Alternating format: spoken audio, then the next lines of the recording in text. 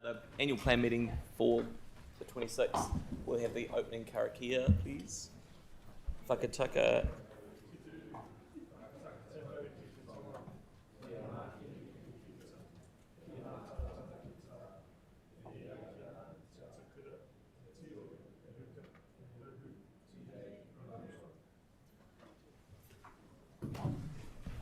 Excellent, welcome along. What we'll do is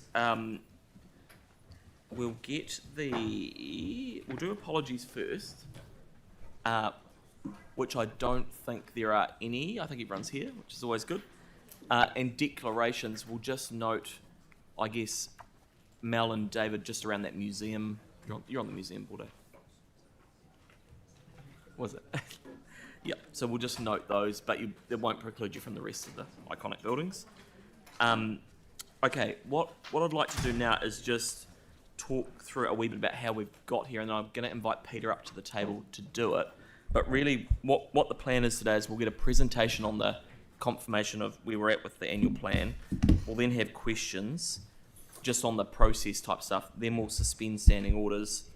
And I'm keen to deal with the iconic building stuff. Get that out of the way first. And then work through the others. So it'll be very much similar to how we normally do them. I just thought David's touch of genius, you don't get them very often, let's be honest, is with regards to both the cathedral and the museum about the minimum of 15 million from the government rather than capping it. Yes, yep. So we can for both of those. Yeah, what we're going to do is we're just going to stop whenever we need to today, Okay, just so we can get it right as we go through, and then I basically don't get muddled, which is the key thing. So, Peter, do you want to talk us through where we're at? Okay, sure. Good morning, everyone. Look, as usual, a quick 2-minute set the scene, also for the benefit of the public who may be watching. This was annual plans are an update to the LTP. They're not a whole new plan for the city. This is very much an update. We went out with our draft adopted a draft in February and consulted over March. The feedback that's actioned in this report gave us a steer on the things we consulted on: the Climate Resilience Fund, Contestable Community Grants, Environmental Partnership Fund. We also asked a question around iconic buildings and support for them. There was a strong indication from submitters that they support the restoration of buildings. That, of course, that wasn't funded in the draft annual plan. At year end, we have had presented to us an opportunity in terms of an operating surplus. And in this report, you'll find recommendations around the Canterbury Museum, Arts Centre, School of Music and Cathedral. There's also the usual number of small movements around property disposal. So that's the content of the annual plan itself. In terms of potential changes that you as councillors might want to add to that, we did a free range day in early May. We received a large number of questions and queries from you to identify potential amendments. We believe that we've responded to nearly all of those, except a couple of late ones, in terms of staff advice on costs, risks, etc. So those will be canvassed today as well. And lastly, just a little caution that, of course, while we've responded to those, further amendments, potential amendments that are raised closer to the adoption next month, if they're too late to receive advice on costs, risk, legals, they may find themselves held over to the LTP. So that's the overview of what we've got in front of us and how we got here. And at that point, I'd open it to any questions for staff. I was going to say, Peter, can you, just so everyone's really clear on that amendment process, so yeah, the trick is ideally we land everything today so that the team can go away, can go through audit, do all that kind of, or the audit committee, do all that kind of stuff.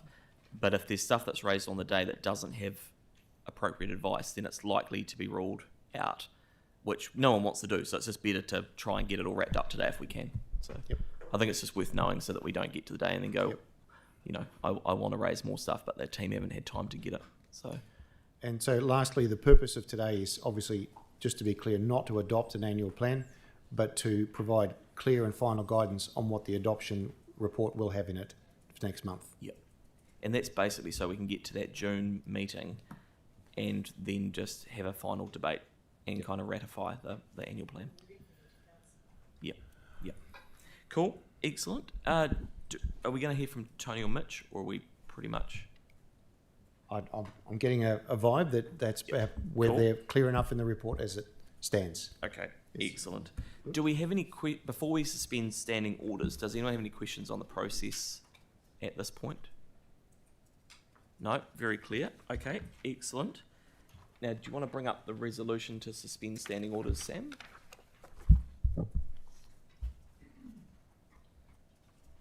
Great. So, is everyone clear on that? The temporary suspension?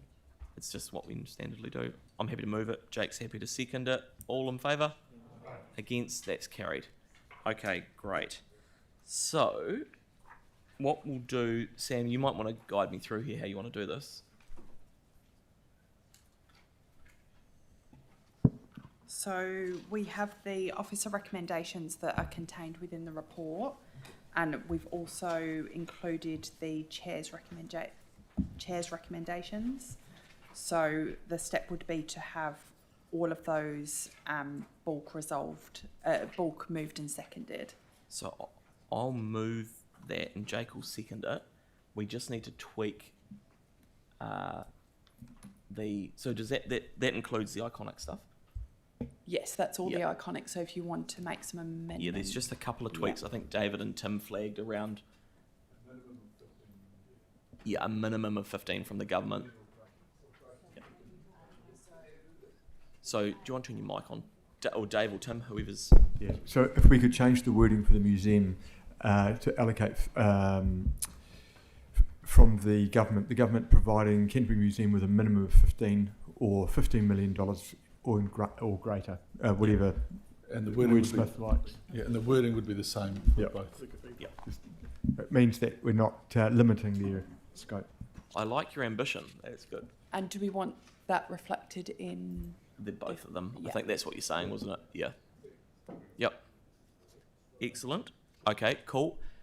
Now Jake, do you want to tweak the School of Music one? It might be helpful just to have the land included, the gift of the land. Yep. So Bruce, do you want to jump up to the table? It's just to make it really clear for the team around the previous resolutions around the land. Or even if we just note it or... Yeah, so certainly the previous decisions and decision-making framework was that council's contribution was the land, just the land and not the remediation. Yep. So yes, if you wanted to note that in there, that previously given that direction of conditional transfer of the land. Do you want to just... Oh, I'm happy just to drop it. Yeah, it's already covered, isn't it? So we don't need to... You're comfortable. This doesn't... Yeah, this that. is entirely consistent with all previous. We've had that reviewed, consistent with previous decisions and framework. Excellent. Okay. No, that sounds good. Now I've got a question for from Victoria, and then Yanni, and then I might break because we should talk about the arts, how we with the arts into one. Yeah. Okay. Thank you. Sorry, it was just Actually, I've got hang on. process. Hang on. I need a bit of paper because I've got questions everywhere. So I've got Victoria, then who have I got? Mark, So it was Yanni, just a process. Pauline, Nathaniel. We were given one of these yesterday in our pre-informal, and we've been given another one today. That was my query. So other than the amendments that we're doing now, there's nothing. So we can still work from the old one. Thank you very much. Cool. That's Mark. Yeah, just are we going to be doing the voting on the community funding piece as well on this? Yes. Because I'd like if we can do 3A, B, and C separately. Yep. That's around the Community Resilience Fund and all that stuff. Yep, that's fine. Cool. Yeah, they'll be done separately. Yanni? Yeah, thanks. Are we able to have a discussion around the advice that we've received? Yep. So what we'll do is we'll go through the questions that can be done in public, and then we'll have to clear the room Okay. for that. Yep. So, Okay. Pauline? I was just going to do questions on at the moment, and then we'll flag amendments. Yep, that's all good. And then Nathaniel. So I had an amendment on the cathedral, but do you want to do that later? Have we got any more? Yeah. Good to know. Have we got any more questions from anyone? Okay. Oh, Yanni. So can I just check? So in regards to spending the budget surplus, this is separate. This is basically just the iconic buildings. So request to spend the budget surplus, that can be done as part of other amendments later. This is just focused on the iconic buildings? Yep. So if you've got amendments, cool. we're going to go around the table in a minute and get them flagged. Yeah. Cool. Cool, thanks. Mel? Yep. Just got a question actually about the contestable community grants. Right. Yeah. So we've put there's an increase of 3.1 to strengthening communities, and that's within this pool, is it? So how does that affect it?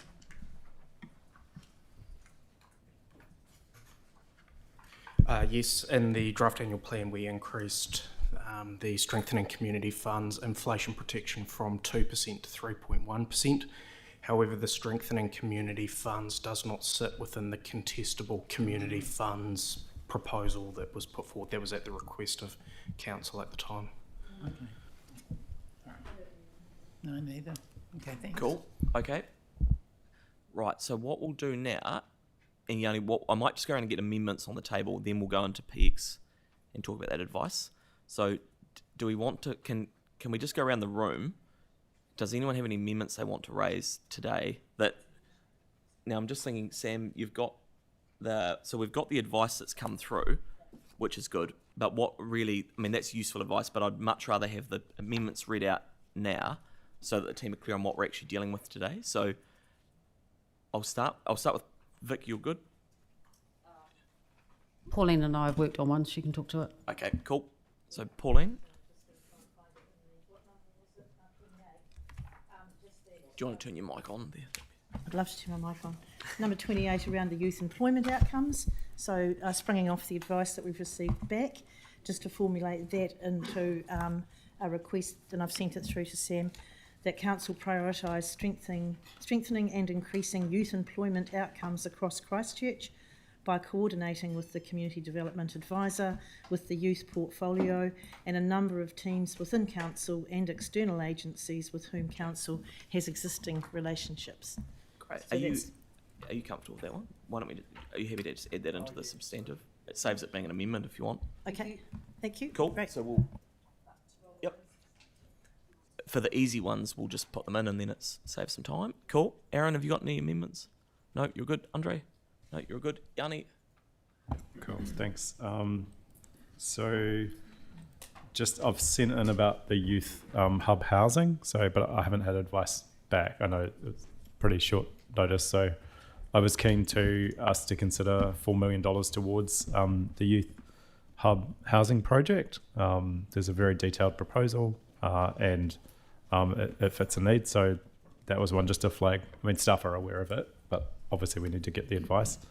I was unclear on the Kiwi Rail projects around what ability we have to actually set budgets. And again, I'm wondering if we need a resolution to request a report to consider how we can reduce the quantum of council funding towards Kiwi Rail projects and seek an update on what changes have been made by central government to reduce the compliance burden on local councils. That was talked about from when the minister came down and met with people at Scrutton's Road. And I wonder if that's a way forward. So so just on that one, that's effectively requesting advice. Is that that's good if it is? Yeah. I want us to be in a position to make a decision to reduce the funding going into the Kiwi Rail. The staff have kind of, in the advice they've given, have said like they're going to take $2 million off Scrutton's Road, so it's going 6.9 to 4.9. I still can't even imagine spending $5 million on that. Yep. So is that corridor. So just so I've got it clear though, is this getting advice to inform the LTP? Well, I would hope, because we actually, for Scrutton's Road, we asked for that to come back as part of last year's annual plan. Yeah. Like, I just think we need to get. But just so I'm clear though, what are you for this annual plan? I think we need tangible options to reduce the spend around the Kiwi Rail projects we could request the advice. I mean, the advice may come back and say we can't do anything in this annual plan. Yeah. But is that going to meet what you're after? I'm just thinking of what happens if they come back and say. So they've said, like for Scrutton's Road, for example, they've said $2 million they're going to take off. Yep. So good, but like I said, like it goes from a $6.9 million project to a $4.9 million project. No, I get that. I guess what I'm saying is, if we request the advice and they come back and say, like Peter said at the beginning, we're not going to be able to land this for the annual plan, are you comfortable if it feeds into the LTP? I'm just concerned that decisions are going to be made between now and the LTP around allocating huge amounts of funding that we currently have in our LTP towards the Kiwi Rail project. So it sounds like we can't you're afford. okay with the LTP, because we're going to be making. I mean, No, well, no, because like I said, because if decisions are going to be made between now and then that allocate this funding to Kiwi Rail for these expensive projects that we can't afford when we've got a rates cap coming, then I don't think we should wait to the LTP. I think we should do it sooner. yeah. So we would get. Okay, well we can put it, but the advice might come back saying you can't do that. So we that's okay. Yep. Okay. What's your other? Oh, cool. The Smith Street feasibility study. I just wanted some. I don't know if it's just a noting provision or if staff need us to make budget provision. I was unclear from the advice. Okay. So, whose department is that? Smith Street. Is that Andrew? It's a combination of probably Bruce and I. Yep. I mean, it's mostly occupied by library staff at the moment. So. Right. Sorry, it's just on page. It's 18 on the advice. What we might do is we'll So if we're reading it, that's the question there, is essentially, do we need to include the 100,000 in the budget? And if you wish this to proceed, that's the choice you need to make, include that or not. Okay. Right. So it says a sum of 100 OPEX is required to complete the work and should be available on chances from July 26 to December 26. So, yeah, I'd like to put an amendment to ensure that work So happens. to fund the 100 grand fund. Yeah. Yeah. Okay. So we'll. Up to, not. Yeah. Like, hopefully it doesn't. Okay. So we'll just note that. It might be good, Yanni, to send it through to Sam and Kathy as well. Yeah.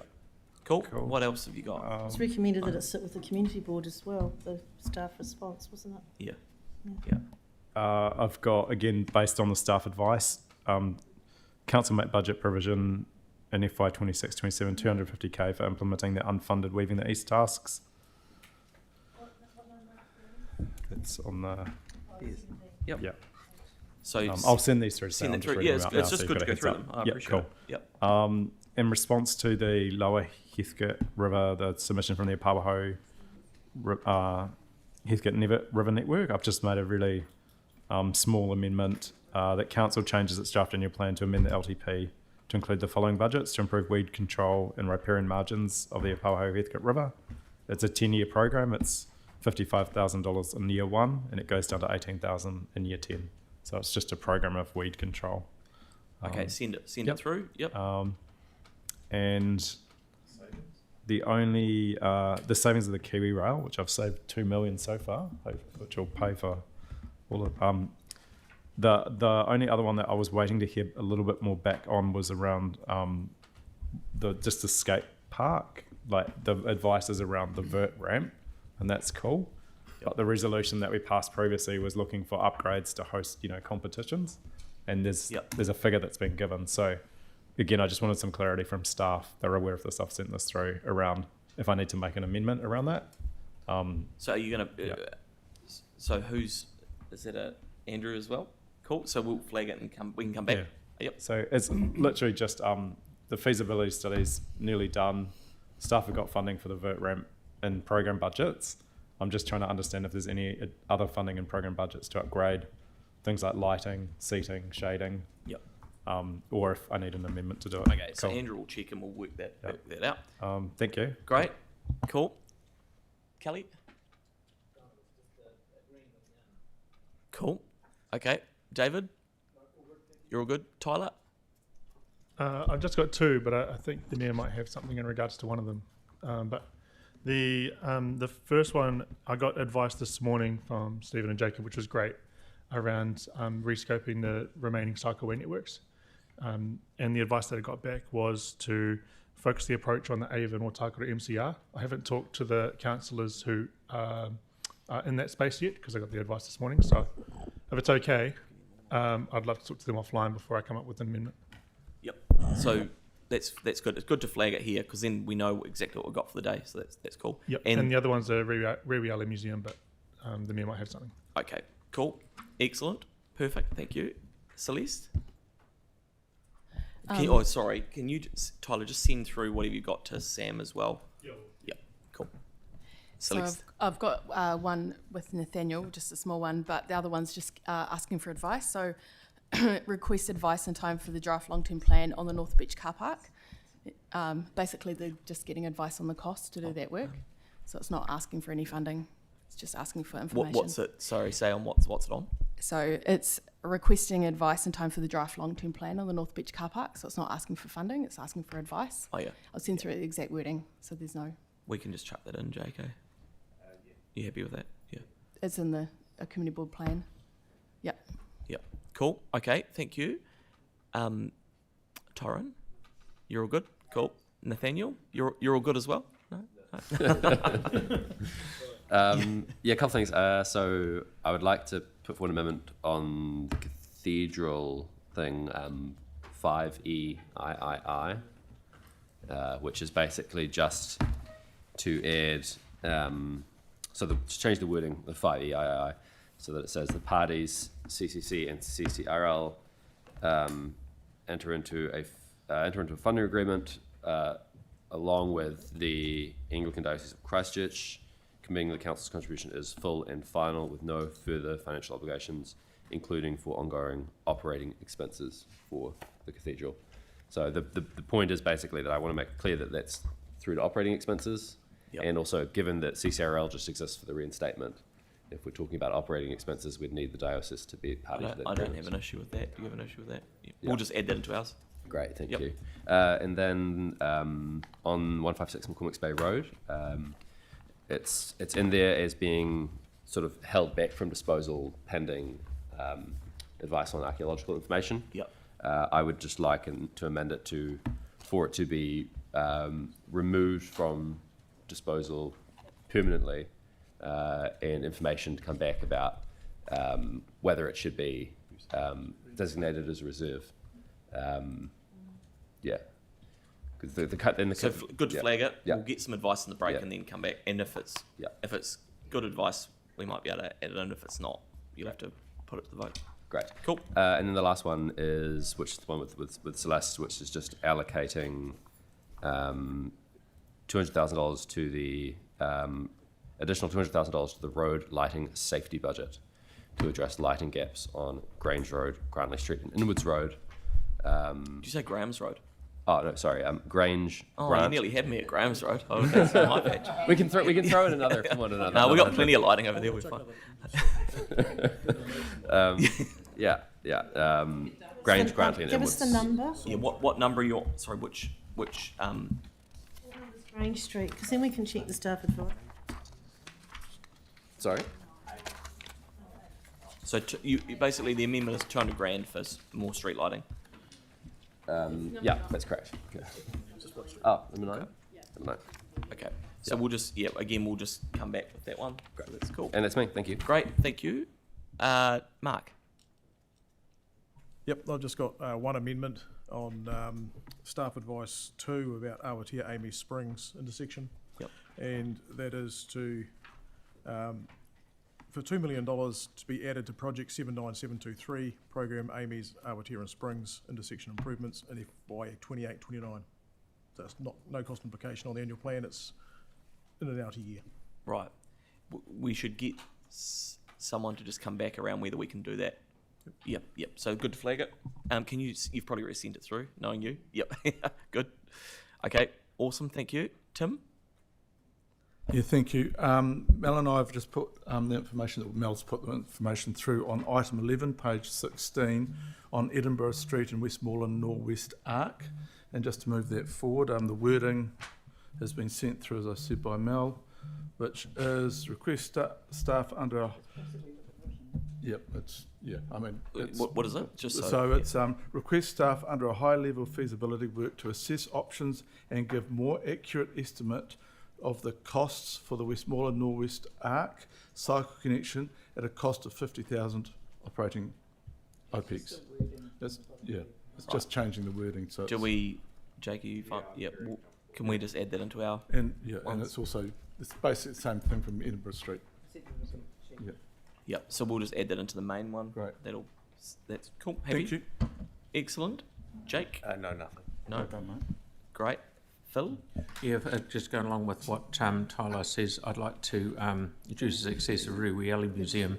They're actually going to move into where the bookshop is. And so I'd like to take $40,000 out of the Capital Endowment Fund towards funding that. Okay, so we'll just get some advice on if we can do that today or whether we need a report in June. And yeah, preferably if we could just get it wrapped up, that would be easy. But let us know.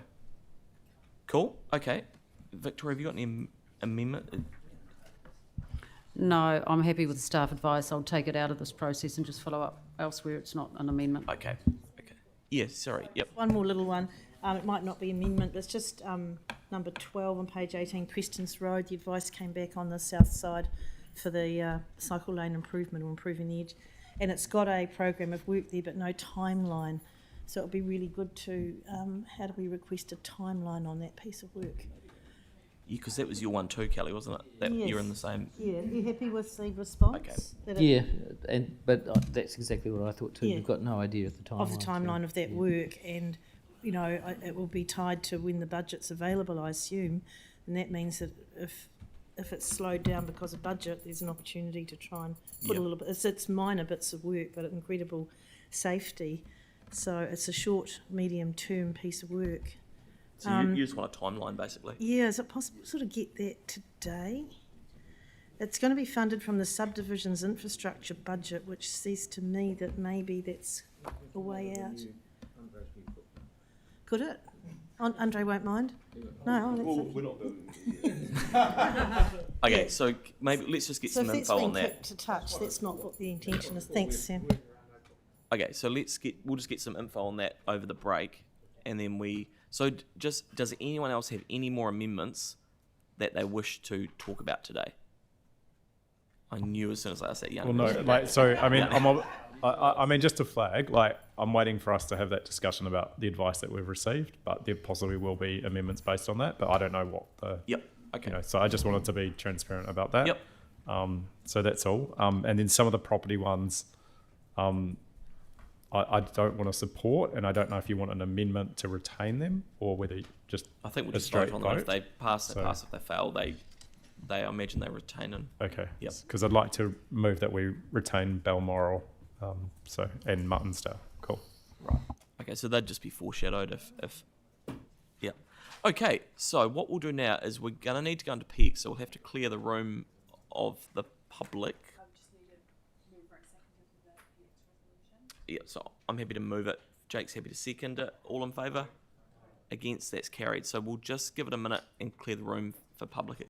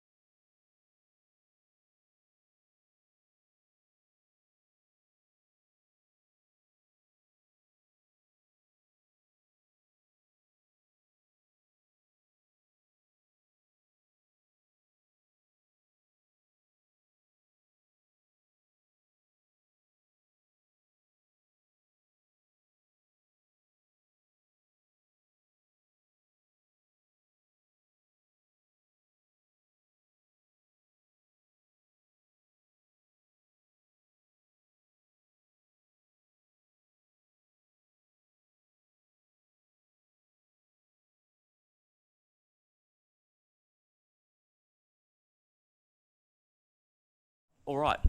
Welcome back. Peter, is there anything you want to add at this point? No, not really. We just follow the process that we've got. I don't have anything further to add. Okay. So just so everyone's clear, what we're going to do now is just the iconic package, and then we're going to break because the team still need more time to work through the other amendments. So we'll do this. We will then go to, so we'll debate it, we'll then vote on it, and then we will take the, if anything fails, we've got the foreshadowed motion from Yanni, which is cool, and then, which is, Yanni's one was to go and consult on the package. Yep. So if that fail, so that'll just need to be tweaked depending on if something, if a heap of stuff passes and one doesn't, then I'm assuming we would go and consult on that. Yanni, is that? Yep, cool. So we'll just deal with that at the end. So what we'll do, so yeah, so does anyone have any more questions or anything like that? No? Sorry. Mel's saying move on. Yep, cool. There was another proposed amendment around substitution of the cathedral grant towards youth housing. So just waiting to get some advice on that. I don't think that was in relation to this package. My understanding was that was coming back with the amendments later on today. Yeah. Okay. Cool. So we can't, yeah, okay. You've sent that through to Sam? Yeah, we talked to stuff about it. So just to be clear. Have you emailed Sam about that this morning? Yeah. Cool. Okay. Oh, shit, it hasn't come through yet, Yanni. Just check your outbox. Talking in the break with Ron and Helen. That's not the process is that, like we talked about at the beginning, that you email Sam Kelly. Sure. Cool. Okay, great. So we will go around the table with debate on this. I guess I've moved. Oh, and just noting for the museum that Mel and David are conflicted, but you're obviously not for the rest of it. So now I'm happy to kick it off, and we'll just whip around the table. I think it's the cleanest, easiest way. Obviously, just to say, look, I'm actually would like to thank Jake for his work on this with me, along with Pauline, Victoria, and the Mayor. These are quite contentious issues that ultimately sometimes councils need to provide leadership on. Just bear in mind that we went out with a nearly $300 million problem, and we've come up with a $35 million solution. And I think to take that from surplus this year, where there's no immediate rates impact on people, just shows, I think, how when we work together, we can get pragmatic outcomes that deliver something for the city. If you think about the museum, there is a real challenge there. They still have a challenge regardless of whether we contribute to this or not. They're going to need to go and raise more money. But what's really unique about, I think, the museum, the cathedral, and the School of Music is that this puts a real tension in the system where they are requiring other money. And if you think about that, actually this really is setting them a challenge. This is not writing a cheque today. This is creating a provision in our accounts from savings we've generated this year to challenge them to go out and find the balance of the money to deliver these projects that finally stop the council and stop the city, I think, delaying some significant progress. I think if you look at the cathedral, for example, actually they're probably celebrating in one arm but actually not in the other, because I think they thought they were going to get a lot more money. The reality is we're in tight times. We've been able to do this because we've generated savings for the year, and we've actually laid down a challenge to them to say, go and find the rest of your money, then demonstrate to us that you can finish this project, and then we will give you the money. No different to the museum. So this is a very sensible, prudent way to fix some long-standing issues in the city, and it has very tight controls around it. So I would hope that the council show leadership today and back this proposal, because ultimately there is not a direct rate impact. There is an opportunity cost for the money. No two questions about that. The money could be used somewhere else, but we've generated savings. We've laid down a challenge to other organisations to get the money, and at the same time we're fixing long-standing issues that, quite frankly, I don't want to be in the city in 30 years' time saying, why didn't the council of the day show some leadership, lay down a challenge to other organisations to fix some of these earthquake issues that have not been resolved? It's very easy to pass the buck on this stuff, and I think, I'm sure there'll be people out there that, think differently of some of us because of it, but ultimately, we're elected to make decisions and we're elected to show leadership, and I think that's what we're doing today. So I would hope that people back this. It's the most pragmatic, financially sustainable approach, because bear in mind, this was a $300 million problem that we're trying to sort for $35 million. Victoria. Thank you, Sam. I think we'll be here for a long time if we applaud after everybody speaks. I think pragmatic and prudent are really good descriptions of what this proposal is. Thanks, Sam. The cathedral and the museum have been debated extensively for many, many years. Some of you have been here for a long time, will be well aware of that more than I. And for me, there is value in providing certainty and direction. And what this funding does, this funding proposal brings closure to that unfinished chapter of the earthquake recovery. But it also sends a really strong signal of confidence in Ōtautahi Christchurch's future, particularly for the central city. And for me, completing the cathedral in particular really protects the city's cultural memory, and I think it ensures future generations remain connected to our city's history and our character. And for me, it's important that this is not a blank cheque, and it demonstrates a really balanced approach. Whilst we're investing in the city shaping projects, it also allocates 10 million towards debt reduction. So I think we've struck a balance, and this is full and final, which is an important aspect of the proposal for me. I recognise that these investments will not satisfy everyone, but for me, there comes a point where we need to just move on. And with that moving on, I'll move on. Look, there's very little to add. I think both Victoria and Sam have spoken very well, so I don't want to, say everything again. But I think we do have to look at this package as a signal of investment in our city. And for me, the museum particularly and the cathedral are actually the final pieces in the puzzle, and the music centre. But these two, and one submitter came in and talked about their each end of that Worcester Street Boulevard, which is a really cool boulevard, and to activate that more with these two at the end finished will just be amazing to see. So we're signalling confidence and investment, and I think that's really key for these two organisations. Well, as Sam said, they need to raise more money. This is not the end of it for them, it's the end of it from us. But it's a signal to other funders that the council's backing it, that we see value in this for the city, for the people, for the economy, for tourism, for local tourism, for many, many reasons. We know they're all going to be fantastic. So we're providing some additional seed money. We're also providing leadership and clarity on this one. They've all been consulted to death. I don't think we need to see any more consultation on these ones. We know the feeling of the city. Some of them are quite, one of them is particularly divisive. I'd call it a 50-50, quite frankly. So I think we need to make this decision today and get on. So that's me, and I thank you for all the work you've done on that, Sam, and Jake particularly in leading that. So I'll be supporting today. That mic there. I'll actually stand up this time. Yanni does it now and then. When I was first elected, we always stood to speak in the chamber, and today reminds me of back in those days when I was first elected. And first up, I'll thank this end of the table. It's ironic, they're all sitting together. It's like someone pre-planned something at the start of the term. But never in my time at council have I seen the left and right side of the council so joined and coming together with some positive solutions going forward. So that needs to be noted. Next up, I just want to say anywhere on earth, any city that doesn't have a past also doesn't have a future. You've got to honour one to excel in the other, and that's partly about what today's about with the iconic buildings. For anyone, there's a lot of naysayers out there that don't like the cost. The council will get its investment back. There's the opportunity cost lost. There's 12 empty sites around the square. The square is the most undeveloped part of our city that must be brought back to life. There's those 12 sites. The rates on them alone will more than return this amount of money within 10 years. So let's get on and drive that ahead. But when it comes to repairing the cathedral, and that's the one I'll speak to the most, all the iconic buildings are important to people in Christchurch, but the cathedral's the one I will speak to. In September of, I'll just get my year right. In August of 2011, a guy called William Robinson died in Christchurch. Hands up around the table who knows who William Robinson is. Okay, he's the guy that invented base isolation. He's a Kiwi, and he worked with Canterbury University.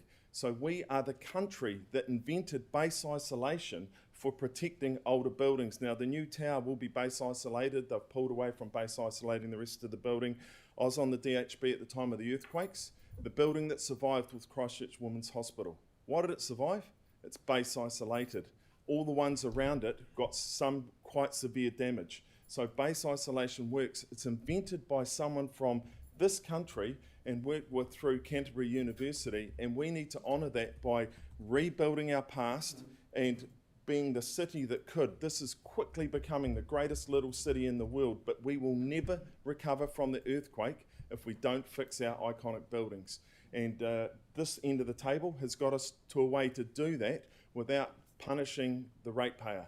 And the government needs to step up, because the GST alone on the rebuild of the buildings around the square would more than pay for the entire cathedral operation. So I think they've really let down the people of Christchurch, Canterbury, and the forefathers of our region.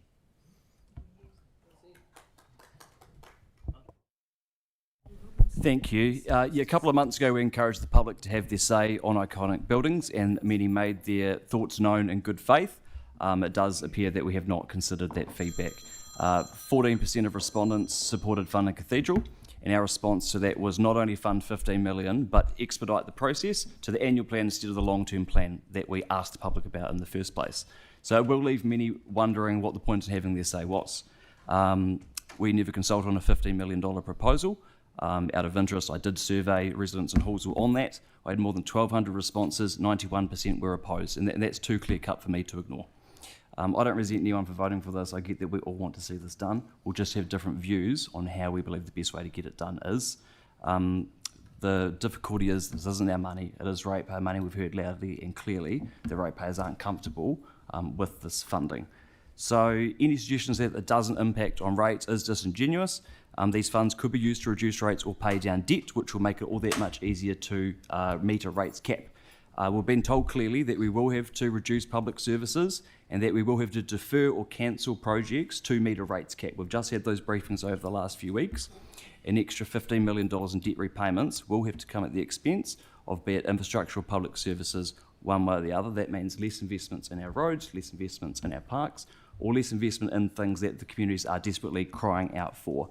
So my concern is that we're going to have to front up to the public as part of this long-term plan and say that we don't have money spare for the things you're asking us for, but we did have $15 million spare for the thing that you told us you did not want us to fund. That's going to be a really tough job.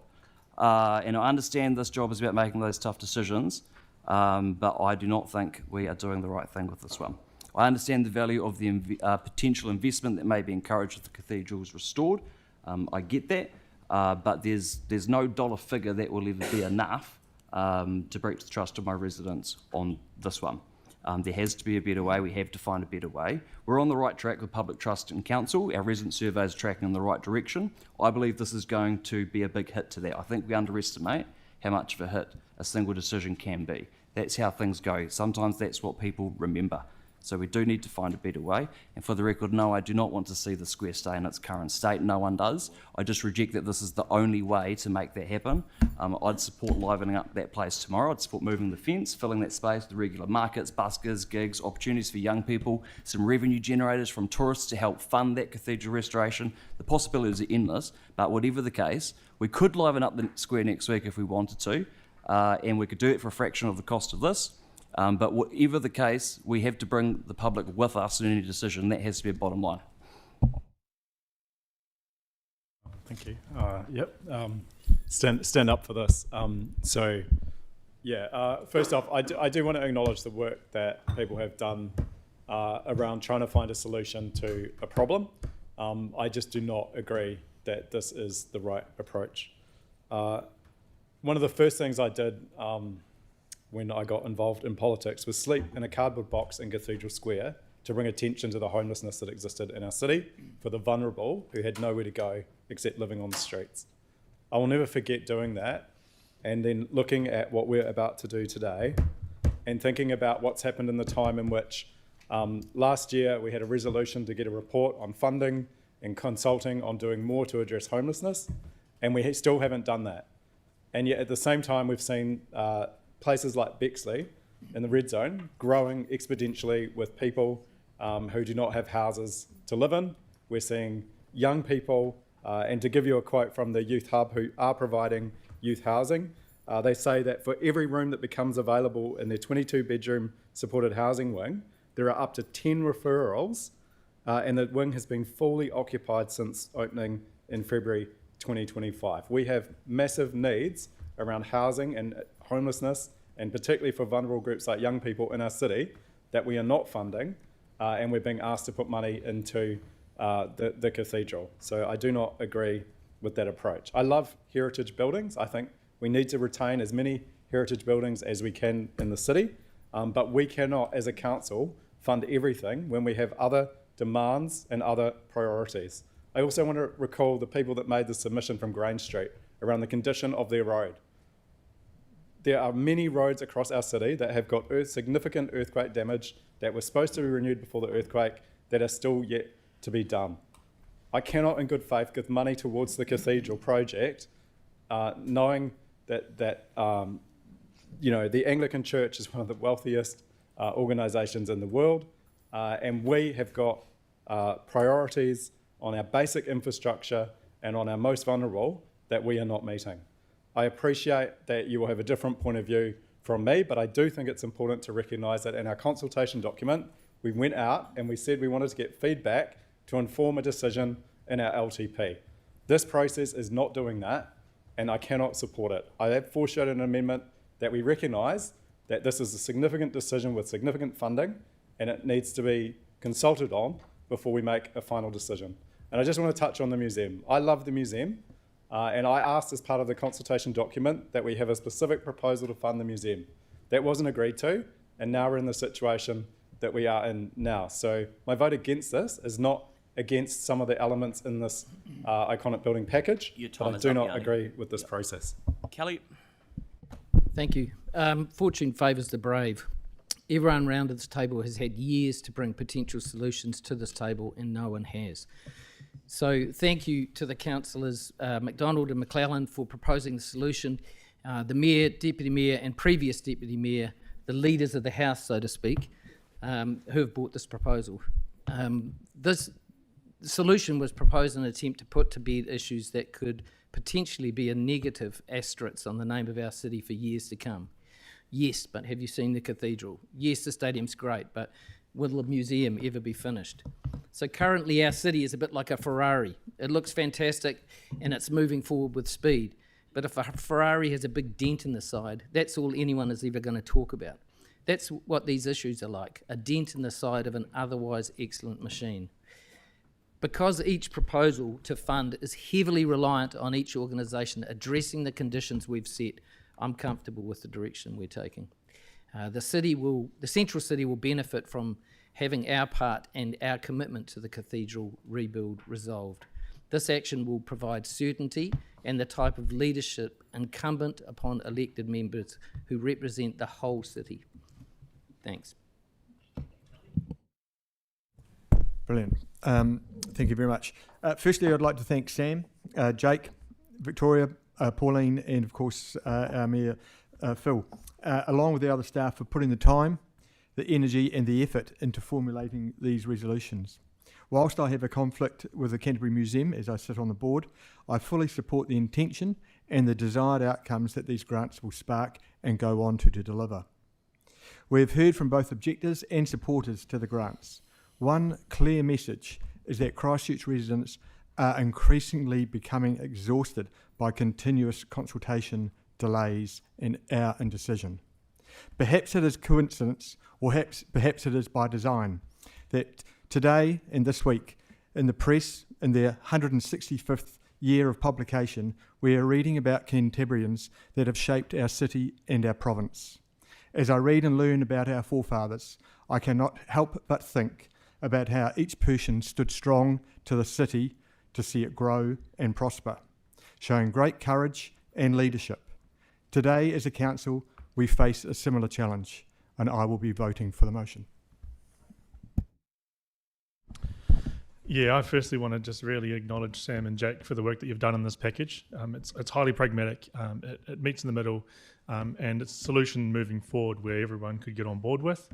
I am going to give a bit of a spiel about the museum and the cathedral though, and with the museum, it's something that is really important to this city and this region.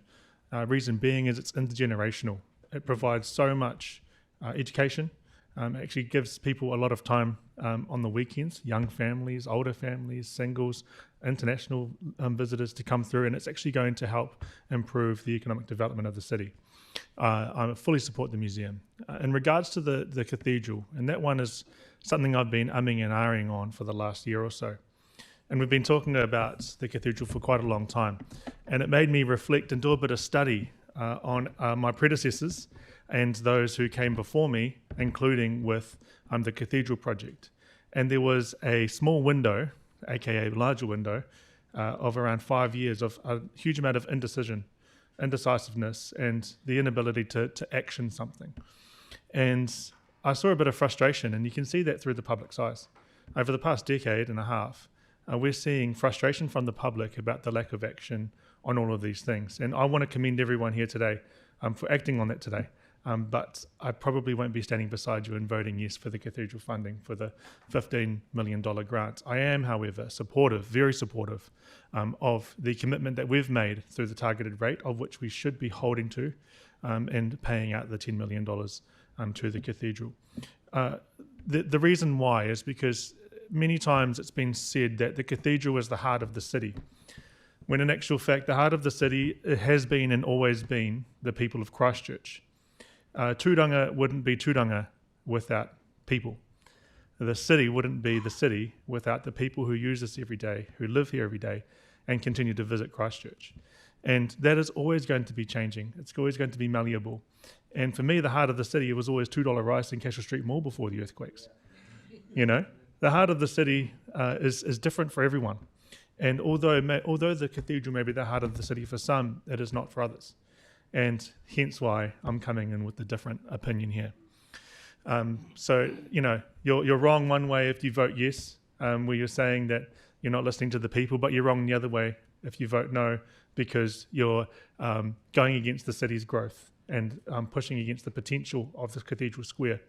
But if you reflect on all the businesses that are surrounding around the cathedral, they're actually really successful.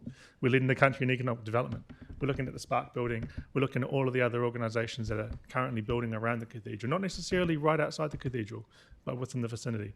So I'm going to close and just commend everyone today, and I will be not supporting one part of this block. Thanks.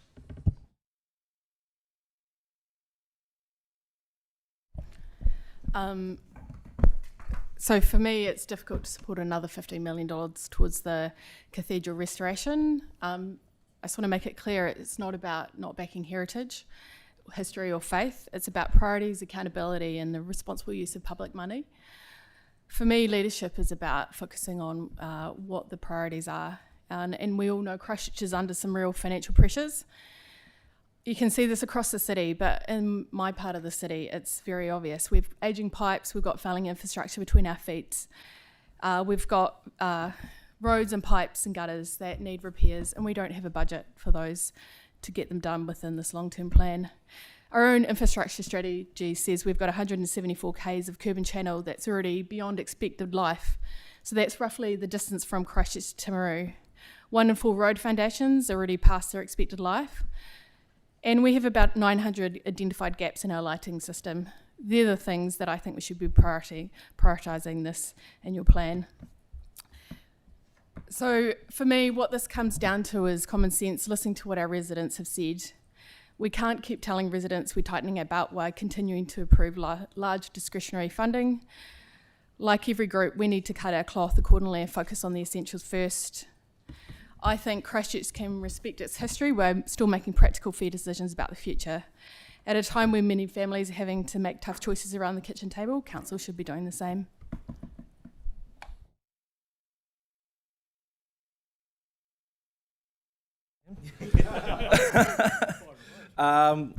What's really great about this council is, that I'm really so happy to be a part of is how we work together, and we've got a real willingness to do that and make collective decisions that are best for Christchurch.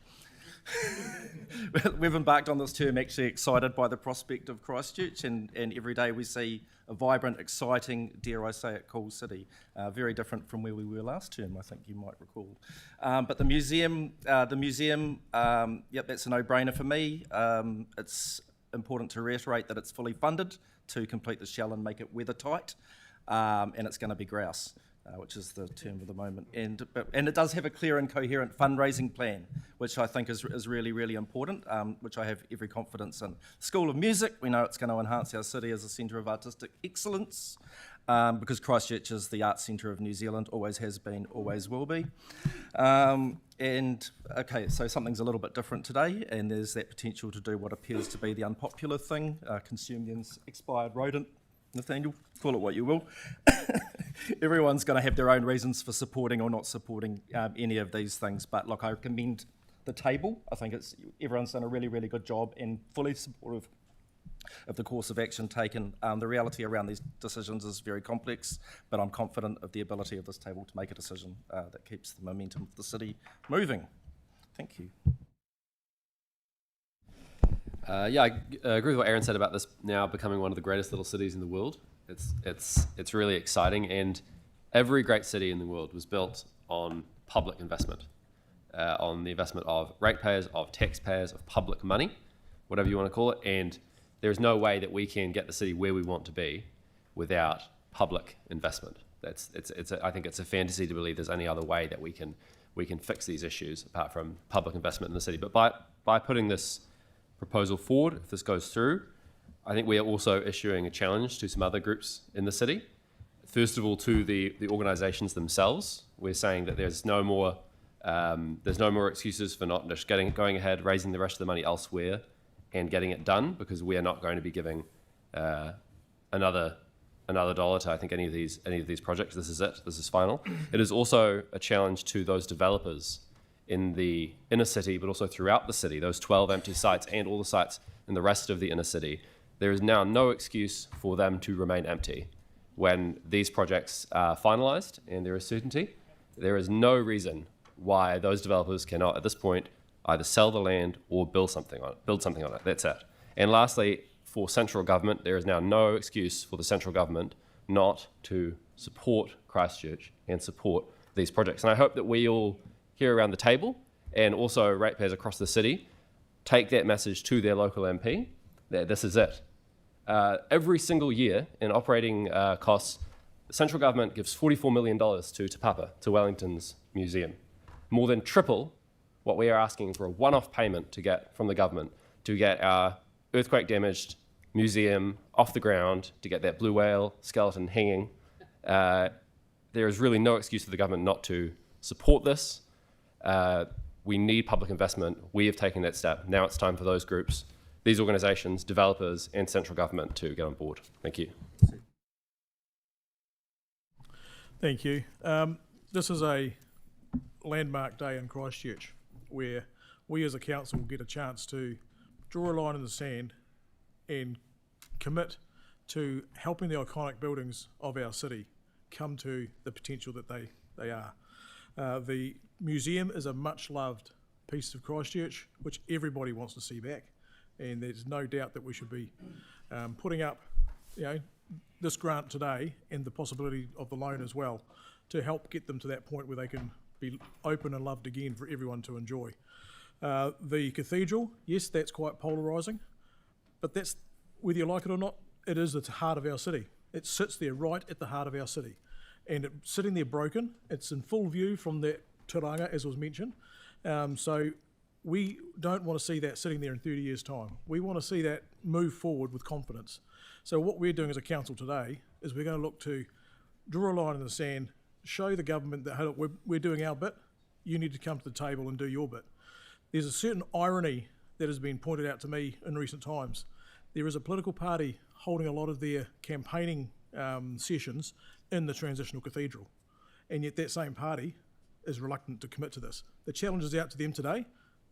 You use the transitional cathedral's facilities, well, maybe you need to look at the actual cathedral facility and say it's a public building.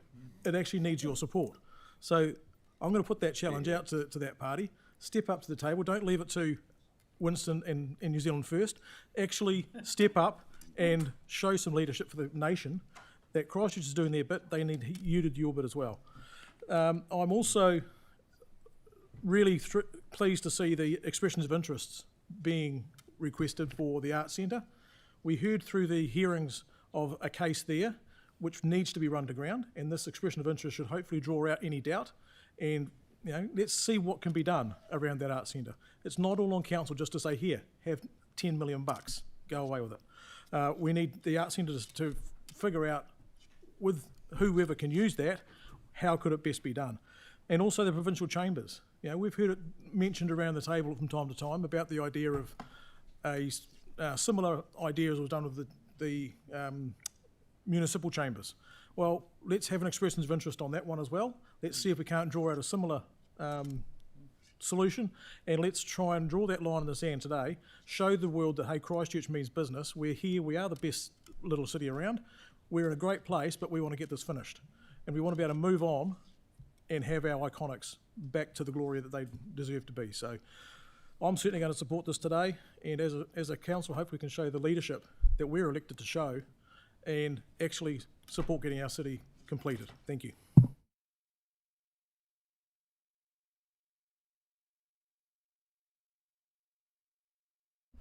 Thank you very much. Sometimes leadership is a hard road, and I think this has been a very hard road for 15 years since the earthquake. We do need to finish the two iconic buildings here, and we have an ability to stimulate it. And I think Councillor Cotter mentioning the Worcester Boulevard, which is an amazing boulevard, and yet at each end of it we've got a problem. If you look at Cathedral Square, I think Councillor Kewen mentioned 9 sites. I counted 8, but 12. If each of those are developed from car parks and a garden, then they will stimulate around excess of $1 million each per year in rates. Keeping in mind, prior to the earthquake, the most expensive per square metre of office space in this city were literally around Cathedral Square. The stimulus from that and the GST from the building on each of those sites will more than pay for what we're looking at here.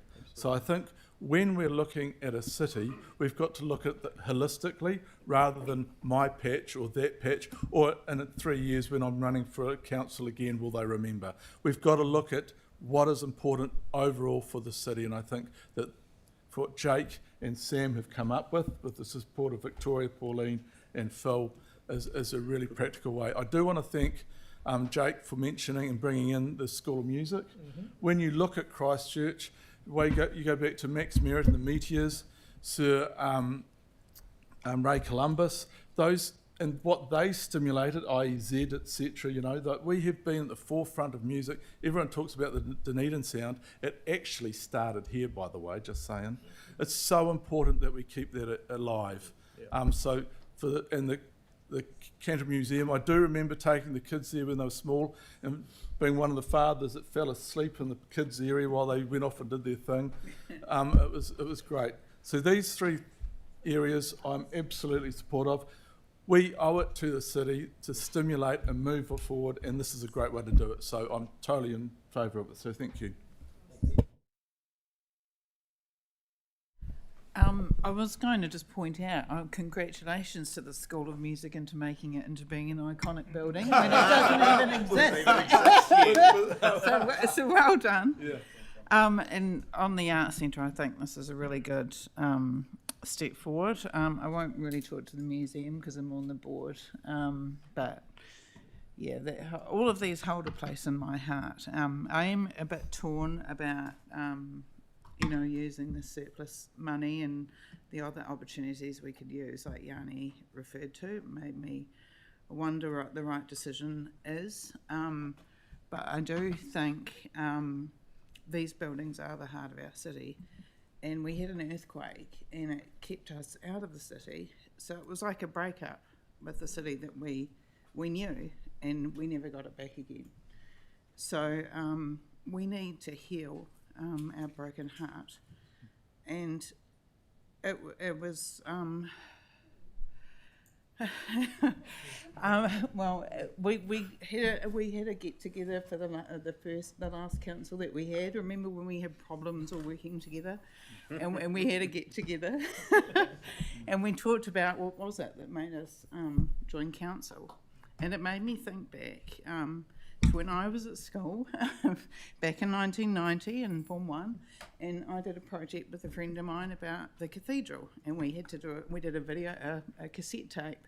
Actually, and we had we had little cans falling down for the sound of the spire, falling down back in the 1800s, and all of this sort of thing. It was awesome. I can't find the tape anymore, but you know, it's been built and it took a long time. It's fallen down, and it's all the things that have happened to the cathedral. But I've got a lot of memories from in the square.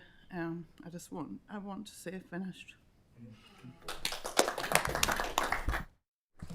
Thank you. Look, this is an important day for our city. This I really see as closing the book on our earthquake legacy, drawing a line under it, as I think Mark said. And I acknowledge, as many others have, that not all components of this package are equally popular.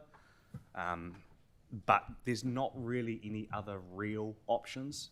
Not real options. We can't knock it down.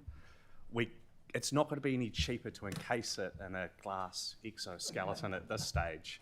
And I actually don't think leaving it there in perpetuity is a real option either.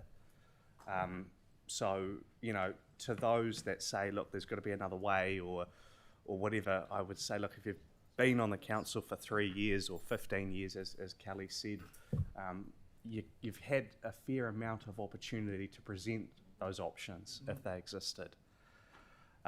There are 3 parties involved here. I actually feel a little bit sorry for the diocese. This wasn't the option they wanted.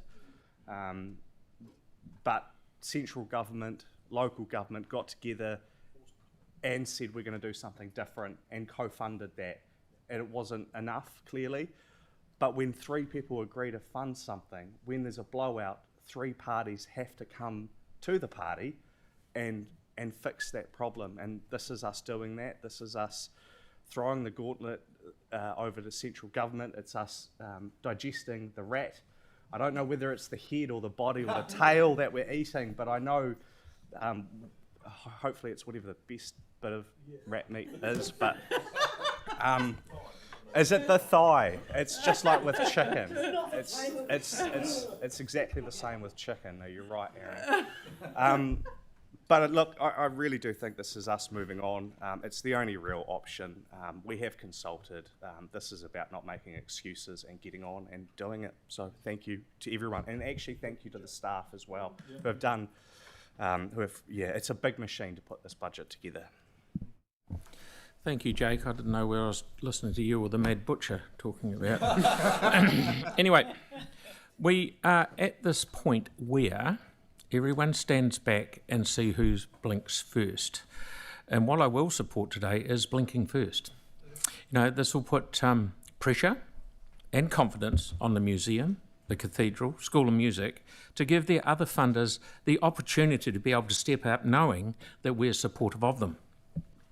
And as I've said before, when the museum is complete, and Mel knows this as well, 800,000 to 1 million people will visit. And if 30% of those people go into the Arts Centre, it's a win-win for them. And as Aaron and Tim said, the amount of money being spent in the square by developers, you add all the rates up of what's going to happen there when it's finished, we go a long way towards helping pay it off. So onward and upward. Let's get into it. Thank you. Hey, well, thank you for that. I'll just wrap up very briefly. You know, it is, you know, by nature, councils have differing views, but I think today we're really relatively united, you know, or hopefully by majority, that we actually want to get on and finish the city with other people. The only thing I'd say, and it's just to back up Jake's point, is that, you know, and I get the fact that having a crack at the cathedral is populist and it's easy because it's uncomfortable for the rest of us. But sometimes you are elected to make hard decisions. And I think to your point, Jake, actually, you know, we have never, the mayor's door is always open, the deputy mayor's door, any of our doors are always open. There's never been a point where they've said, don't bring a solution to the table. We've gone away and worked up a solution because we have savings this year, and I think actually that's real leadership. It's very easy to throw stones from the sideline, and that's actually what's happened for a long time here, particularly around these. I get that they're unpopular for the large part, or at least I think, Pauline, you're quite right, probably 50-50 on the cathedral. But actually, come up with a solution. If you've actually got a problem, come up with a solution. That's what we've done. So it's very easy to criticise, very easy to sit back and say we should do it differently, we should take more time, we should talk to more people to get the same answer that'll cost more, that'll delay the city's rebuild. But don't worry, because I can go out there, those who oppose it can go out there and say, actually, no, I didn't have anything to do with that. But what the city cries out for constantly is leadership. And that's what we've come up with. So there has never been a point, just to be very, very clear, where if anyone has solutions that they could have brought them to the council table. People bring notices of motions all the time. That has not been the case. So I think someone mentioned the word disingenuous. It is disingenuous to say that we haven't tried to figure this out. We've brought a solution to the table. And I think it's just unfortunate that, it's politically convenient sometimes to have a crack at the rest of us. So if you get your votendos out, we'll go to the vote. We just get clarity around, are you putting them individually or are you putting them as a whole? We'd like to put them as a whole, and then if anyone has anything against, is that going to work? Oh, okay. Well, we'll just whip through them then.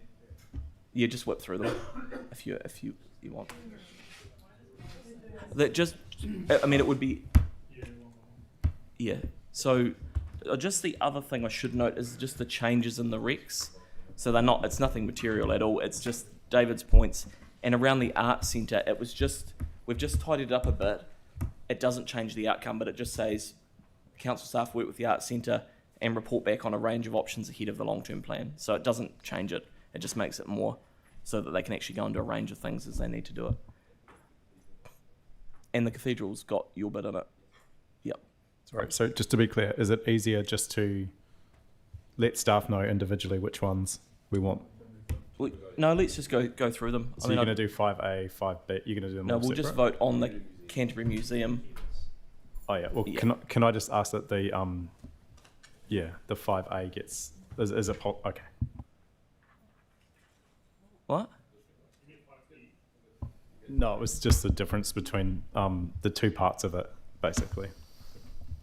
So I think what we'll do, Yanni, is, well, no, you vote for, you're either backing the museum or you're not. I mean, this is the whole point with this place, is we just delay, and we don't make any bloody decisions. I didn't want to delay. I wanted us to make a decision. You literally debated to delay.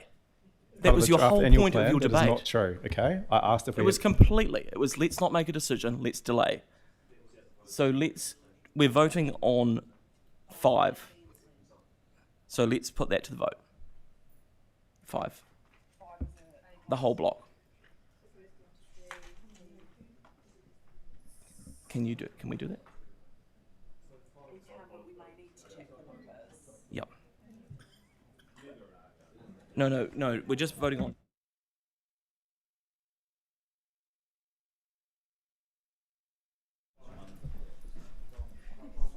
So the Canterbury Museum's first, and we'll just note Melland. Sorry, is this being voted as a block? It just keeps changing on the screen. All at once? It's coming through. So this is for the Canterbury Museum as highlighted on the screen, and I'll start voting now.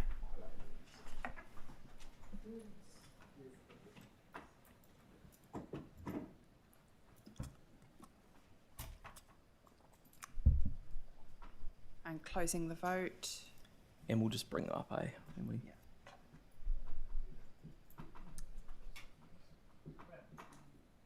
Excellent. We were nearly positive there. That was good. Okay. Right. Let's go to the School of Music. So this is for the Christchurch School of Music, starting the vote.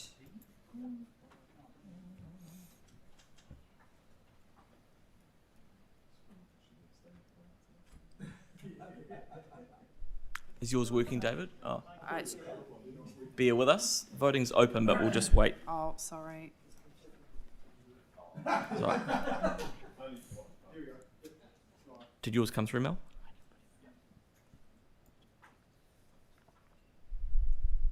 And closing the vote.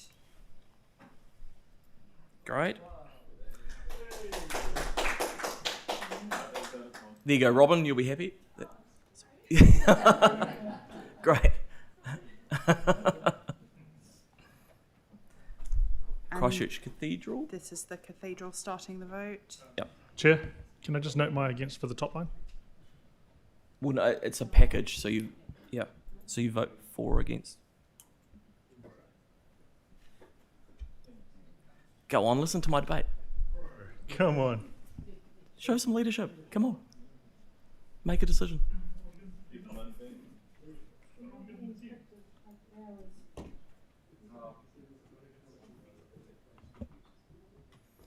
Cool, we're nearly there.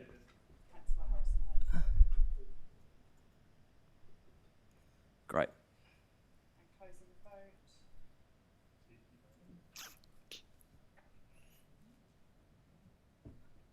I knew I'd get you at least away from a no, so that was good. Excellent.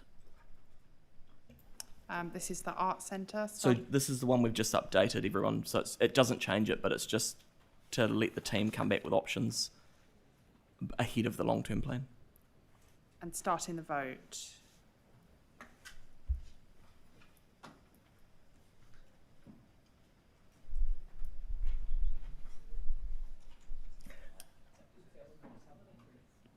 And closing the vote.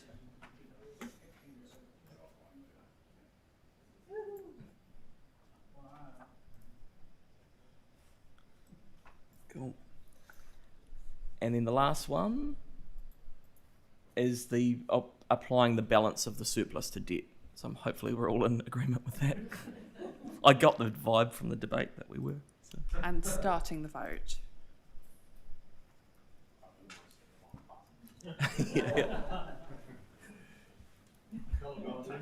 Yeah. And closing the vote. Great. Okay. Excellent. Thank you, everyone. That was constructive, so that was good. Let's take a break now. The team will work through the amendments, and then we'll be back at 2. Yep. Great. So back at 2:00.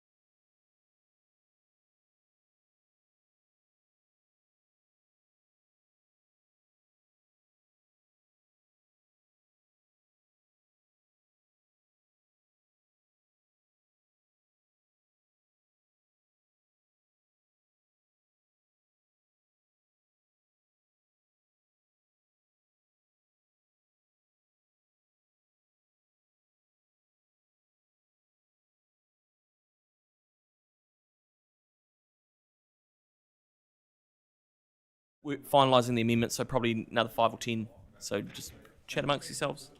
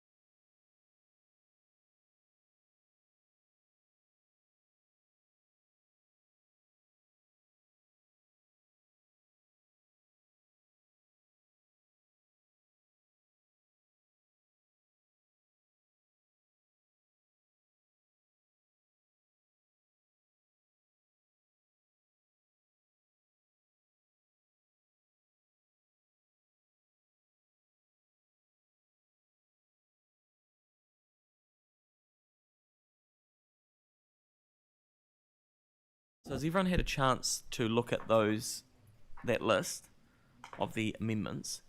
I think what we'll do is we'll go. Oh, Sam, do you want to go? You want it seconders, don't you? So do you want to do that first?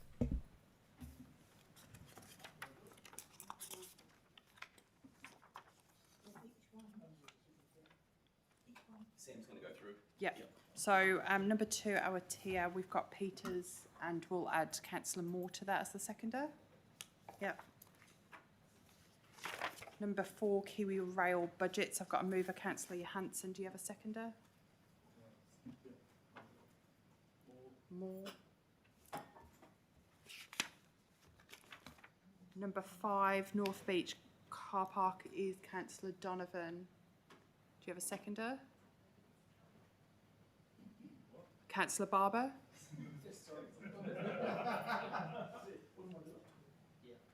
Councillor Barber. Number 9 is the new and infill street lighting. We have Donovan and Councillor Herjardine. Or other way around. Number 11 has been incorporated to the Chair's recommendations. That's the Waihoro Community Board Cycle Projects. Number 13 is the Cycle Lane Delivery Report. Councillor Harrison Hunt, do you have a seconder? I'm happy to second that. Councillor McDonald.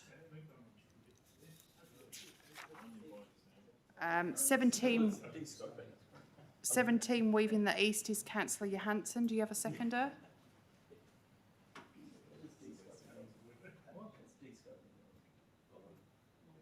No seconder?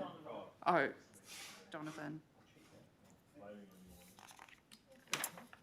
18 Smith Street Service Centre, Councillor Johansson. Do you have a seconder? Yeah, I mean, I should acknowledge that Pauline actually raised this as an issue, so I don't know if she wants to move it, and I'll second it. It's up to her. I just picked up on the staff advice, but Pauline? No, because now we have the information on the rates impact. Yeah, I second it for discussion, Yanni. Got it. Okay. 24 Skate Park Enhancements, Councillor Johansson. Do you have a seconder? Councillor Barber? Is that a question? No, like... It's all right, we discussed it. We did. You know, when I said earlier, Yanni, it was good to bring solutions. You don't have to find the seconder as your solution for everything. Yeah. So if Kelly likes it, he can, but don't force him to. So do you want to do that? Yeah. Kelly, are you wanting to do that? 28 is the youth employment outcomes. That's been added to the substantive chair's recommendation. 31 is the Lower Heathcote River Guidance. Councillor Johansson, do you have a seconder? I was going to say if Mel or Nathaniel wanted to second it. And just to let people know, it's revised. We'll get to that. Don't worry. Yep, it's just a seconder. 34 Rewe Alley. I have Councillor Harrison Hunt and the Mayor. And 39 is the Youth Hub. It was Councillor Johansson, but we'll need to come back with advice on that. We don't think that's able to be put as an amendment, but we can talk to that. Yeah. So that. I don't know if you want to say anything, Helen or Ron, because we'll just roll it out now if you've got the advice.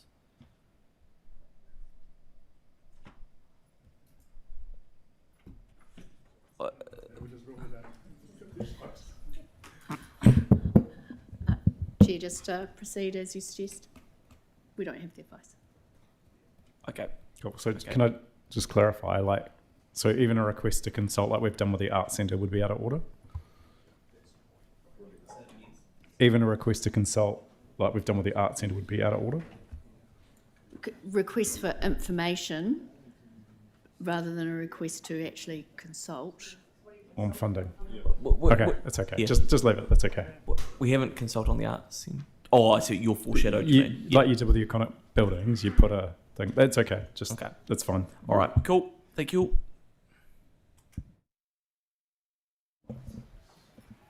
And the last two, we've got within the properties, there's 156 McCormick's Bay. We've got a foreshadowed motion to have that property withdrawn from the list and request advice on making that a reserve. Do you have a seconder? Scandrett. And number 41 is 13 Mondays Road. That's for that. We don't need an amendment for this. That one, Councillor Barber will just need to vote against that recommendation when we get to it if he wishes to. It's not. It's a direct negative. Yeah.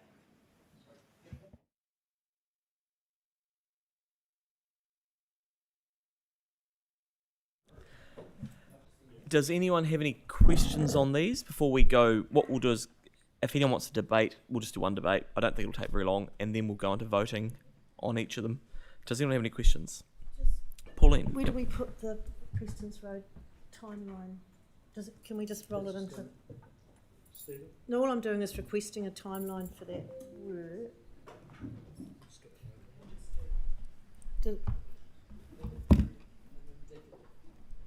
Yeah. Through the chair, I think we did add in a timeline into the new officer advice. So if you can scroll through to that, there should be a timeline there for Prestons Road. See it. Oh, that's okay. We'll just make sure it's captured. Yeah. Okay. Oh, so we don't need to put that in the resolutions today. Yeah. We're pretty you're comfortable. Yes, we are comfortable. Cool. And the advice should be in there. Yep. Where does it sit? We'll get it through to you separately. It was missed off. I sort of think it will be. Do you want? I think the timeline is within the advice. We're just getting it through to you. Just don't want it to get lost. That's one reason why we put it in and put things in. Oh, the Prestons Road, cycle lane. Cool. We might just add it in, or let's see what it says. Actually, you're right. Okay. Well, does anyone have any? So we've got that one for Pauline. Any other? Yanni. Thank you. Just some of the advice around, and I know we're not going to do the amendment today, but just to clarify, the youth hub, I would see that as CapEx, not OPEX. But I don't know why staff have said it's OPEX. But I guess, okay, because it's a grant, is that? Okay. So, and then just the other clarity around the use of the endowment fund for Wee Alley. Like, is there a process for other groups that have got applications in for that to be considered at the same time? Well, I don't think there are any. Well, there've been no other amendments put up for it. Well, I just wasn't. I didn't think we could just move amendments to use the endowment fund to fund a whole bunch of stuff. But we've done that every year since I've been here. Yeah. Yeah. Okay. John. Cool. Oh, we've got John's probably be able to answer it. Yes, it's a.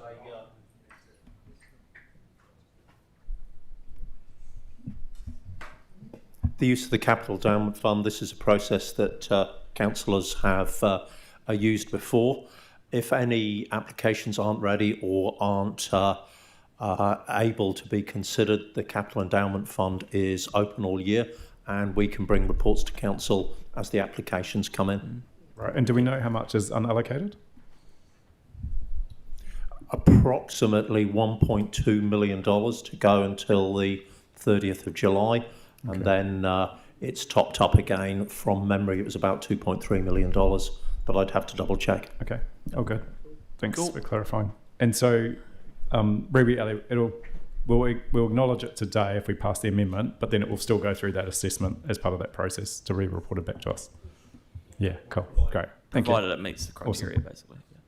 Cool. Andre, do you have something there? You're good? Cool. Okay. Yanni. Sorry to be awkward. So some of the amendments have rates impact, but I've also moved an amendment to save money. Has the money that the amendment, the $2 million, been taken off in terms of Scruttons? Has that been factored into the proposed rates increase, or? Let's check with Mitch. Sorry, it's a very technical. The $2 million reduction in CapEx doesn't apply in the 26-27 year, it's in the outer years. Yep. Cool. So no, nothing this coming year. Okay. Any other questions? Right, Celeste. Sorry, it's just around the additional advice around the Prestons Road cycle lane. So just, it just says here that's already in design. So is this confirmation of what's already happening? Or is additional budget being sought? Which one are you on? Sorry? It was the Prestons Road cycle lane. This is the footpath, isn't it? Or It's not a cycle lane, it's just tidying up the berms. Okay, so it just says Prestons Road cycle lane Yeah. improvement.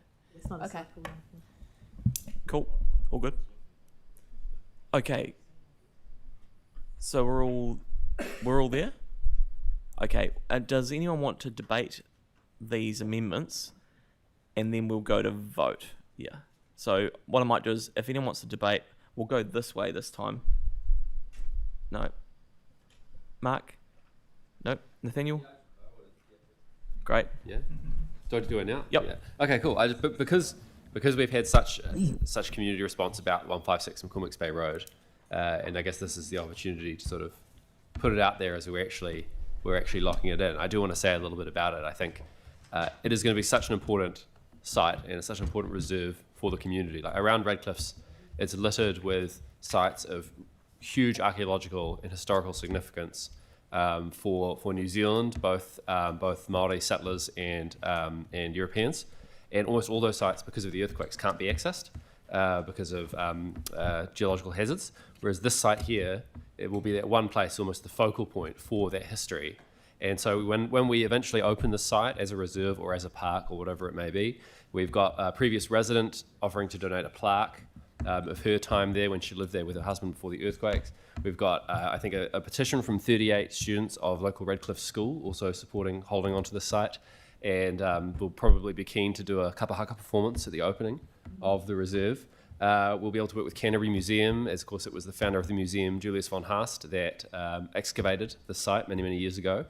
So we'll have plaques there. It's just around the corner from the school. It'll be a great resource for the school to learn about the history of the area.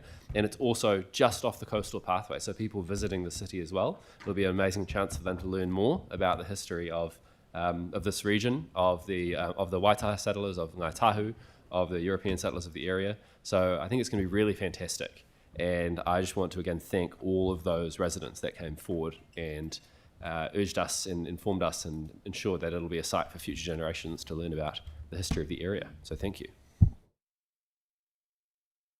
Tyrone, anything? Yeah. No? Celeste? No. Thank All good? Cool. Tyler? Just quickly, around my cycleway amendment, it's a pretty clear-cut one, obviously, and staff see no issues with it. I just wanted to appreciate Jacob and Stephen for giving us time, and Brent actually for giving us time and talking about the cycleway network. And there's actually a lot more, many more alternative options we could be utilising for the future cycleway networks that actually won't be less safe or actually more expensive. And we've only just sort of cracked the egg open in regards to what we could do and deliver things at a scalable model, at a faster model, and at a speedier pace, without having to worry about underground pipes and road renewals. We could actually push out a temporary cycleway when we can, and when the road's ready, we can chuck in whatever we need, whatever council decides. But this here is going to set a clear direction on what council would like delivered in the other two MCRs. Well, we've got 3 all up, but this one's going to be the pilot project with the Otakaro Avon network. And then there's obviously other connectors. So I'm looking forward to seeing what staff come back with. It's going to be a pretty pragmatic approach in how we deliver these cycleways, and both trying to get rid of the frustration that residents have, while also actually continuing to make our cycleways safer. I think there's a middle ground we can meet. So looking forward to seeing what comes back. Thanks. David, you're all good? Kelly? Yeah, just encourage councillors to look at 4113 Mandy's Road. You've got Darlington written there, but it's actually Dallington. Darlington, yeah. So, yeah, this is a former red zone property that is not in the red zone. There's a driveway and a house behind it. It really is superfluous to requirements. The red zone manager said that they don't need it. It's nothing to do with the OARC, so it'd be good to sell this and give somebody the opportunity to live there. I'm just a bit confused by the wording. It says that that elected members wishing the property to remain on the disposal list should vote no to the proposal for it to be withdrawn. So everyone gets that? Yeah. Yeah. You see what I mean? It's like it's a double negative. And also, particularly want to support Yanni's proposal in terms of the vert ramp and the redevelopment of that area. It's something we talked about on the LTP like a couple of years ago, so that international competitions can potentially come to the city. And we've got the facility there, we just need to get that vert ramp sorted. Great, thank you, Kelly. Yanni? Thank you. Thank you. A few issues in here. Just to acknowledge, like with the skate park, we're so close to getting that feasibility, and there's a few other things that we could do. But for those of us who had a chance to go and see the progressional event that they had there, it was just fantastic to see people of all ages, kids, parents, grandparents, supporting the kids, doing incredible things at the skate park. So it's a really positive place in our city that was, pretty leading at the time, but over the years, things have progressed, and the gap is a vert ramp, and so there's some minor improvements we can make to just make it even better. So I'd really ask you to support that. I have put in the savings around Scrutton's Road. Certainly we were told that the project would be nearly complete by the end of 2026 and early in 2027. So I'm struggling to understand why the savings from that project will not be applicable to this current financial year. We were also told that the government could change the regulations that led KiwiRail to seek closure of the Heskett Expressway over safety concerns. And so my understanding was at the time that the government did meet with some people, maybe the mayor or maybe some others, to talk through what changes were needed. So again, a little bit of a different opinion to the staff advice. I think that proposal does save money, an extra $2 million in the upcoming financial year, that would offset the number of things that I've put forward, the relatively minor things. I'd urge your encouragement to support Weaving the East. There's a lot of little frustrations that people have had in those areas, and just with a little bit of funding, I obviously wanted more, but this will just help staff, the community board governance team, to just address some of those really niggly issues that have been ongoing for so many years, especially post-earthquake, that will just improve the quality of life a little bit for people that have had an absolute horrible time with the organics plant and the wastewater treatment plant. So it's not a big ask. It's a sensible, I think, intervention, and will make a difference. I did want to talk to the cycleway. Couldn't agree more with the resolution that's been put. I've tried repeatedly when Pages Road has been getting maintenance and renewal for curb and channel to see if we could integrate the cycleways into it. You'll never get a more cost-effective time to do the work when you've got maintenance happening and new curb and channel being put in when we're going to have a cycleway going down. So I really welcome looking at what we can do there. There is a lot of space and I think a lot of opportunity, and we can do it for a lot cheaper than I think our current proposal. So I support these amendments. I do support looking at the basics that we have. I know a number of councillors have moved amendments around things like street lighting and other things to be considered, and I totally support that. And finally, I just conclude with the property disposal, or the retention, I should say, of the property on Main Road. I represented that area in the earthquakes. I know how hard and emotional it was for people that lived there to have to move and have to leave that community that they'd lived in most of their life. And to see them coming in really raised a concern for me around the process that we went through. So I'm really delighted that there's an amendment to retain that. I think it's the least we can do to recognise what's happened in terms of the history there. But also I do think it does ask a question of our processes before we get to a point where people have to show up in tears over something that's so sensitive. Okay, time's as that. up. So, yeah. Anyway, thank you. Andre? Thank you. Yes, some of these are not quite comfortable supporting, not because I don't believe they have merit. I just feel like they possibly should be the long-term plan process. We're going to have to make a whole lot of trade-offs to make sure that R&D priorities. And then just concern about we've put together what we believe to be a deliverable capital program. Just want to be cautious about adding too many more things. But most of these make a lot of sense and are very sensible. Thanks. Aaron,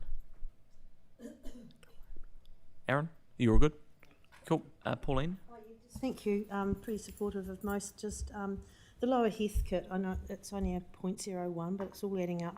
But the staff advice is actually that there is sufficient budget there to deliver this weed reduction program, and the presenters that came in and submitted, they were really asking for more support and collaboration with the council, and I think that the staff indicate that they've heard that and they will work closer with this group. So I don't think it's a case of money, and the staff advice say there's sufficient budget to deliver this program, so I don't think we need to add more funding in there, following the staff advice.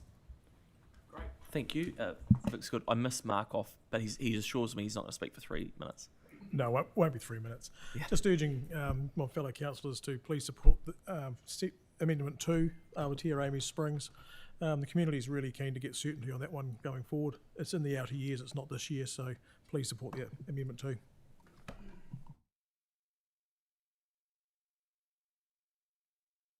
Yeah, no, that's right. Just looking at number 11 and going on with what Tyler said on how we're going to do roll out of cycleways and things like that and make them go further for the same amount of money. On page 8, the one that says alongside Ensour's Ferry Road, this is covered by Taratai Cycleway, currently funded and in procurement. Does that mean that it's one that's designed through the roof? Should we look at that to make it cheaper now? Otherwise it'll be, this one cost a fortune, but what we talked about didn't get in. So we need to look at that to make sure that we can do it cheaper. Otherwise we'll be burning money up flat out. So Sam's going to lead us through this next. Sam and Kathy are going to lead us through this next bit around the voting. So grab your votendos.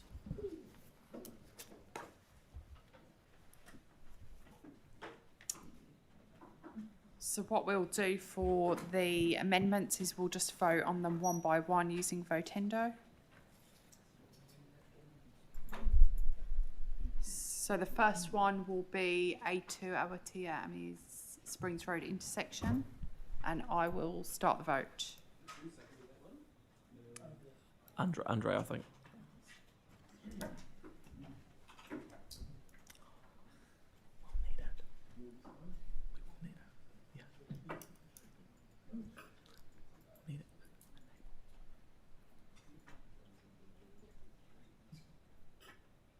And closing the vote.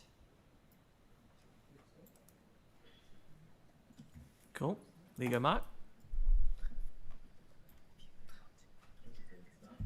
Do you want to do 4 next? Or in order of the... Yeah. So... the money tree will be flourishing. Okay. Sorry, just bear with me. Just wait. The team, go off your app rather than off the screen. We're just waiting to. Yeah. It's a different one.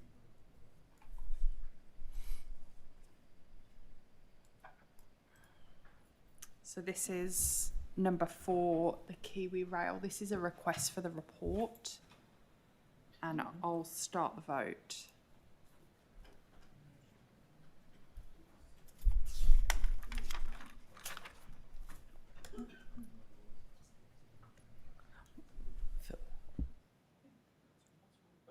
Oh yeah, is that coming?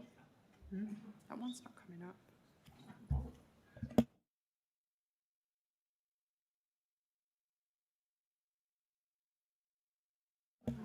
Sorry, can I just check, is your voting working for this one? Yep. Kiwi Rail. Yep. Trains are always late. Is it coming up for you? I'm sure that'll be probably unanimous, I suspect. But. Oh right. Oh.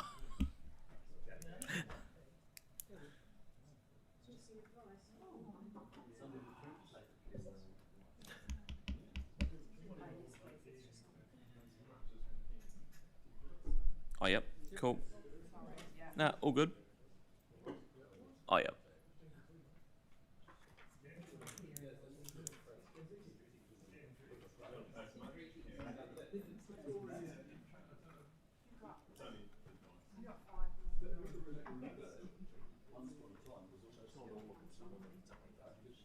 Yep.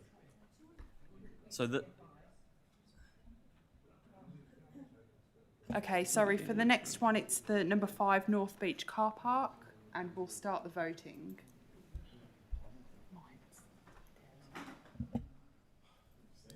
It's already happening. Yeah. That's what I mean. I've done the same. Yeah. And closing the vote.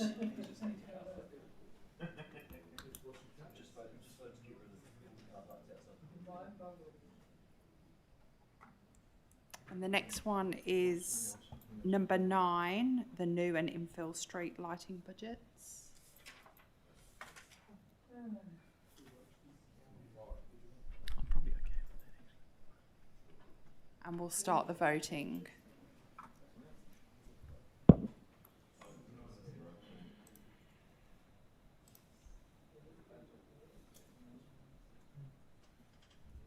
It's all good. And close the vote.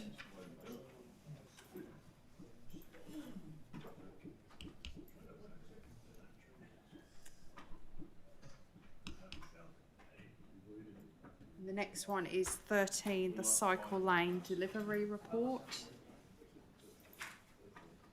And we'll start voting.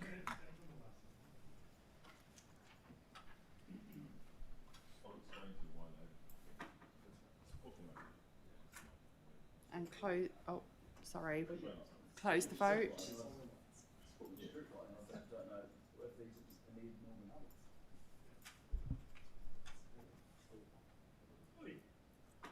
The next one is number 17, Weaving the East, and start vote.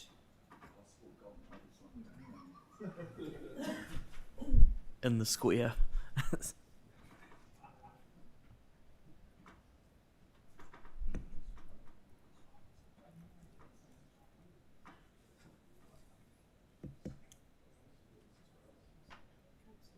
Councillor Harrison Hunt.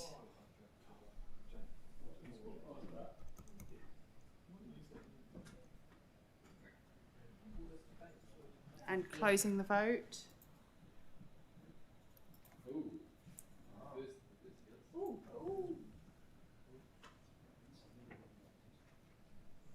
The next one is number 18, Smith Street Service Centre, and starting the vote.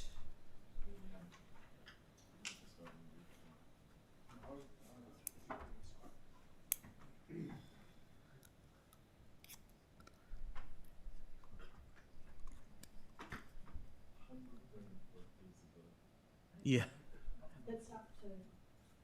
And closing the vote.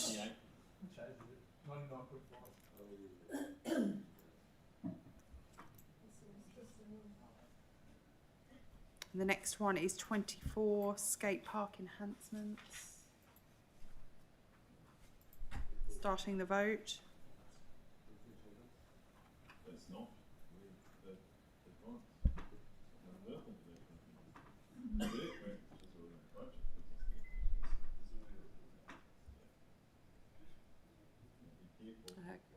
Councillor Coker. And closing the vote. Oh, wow.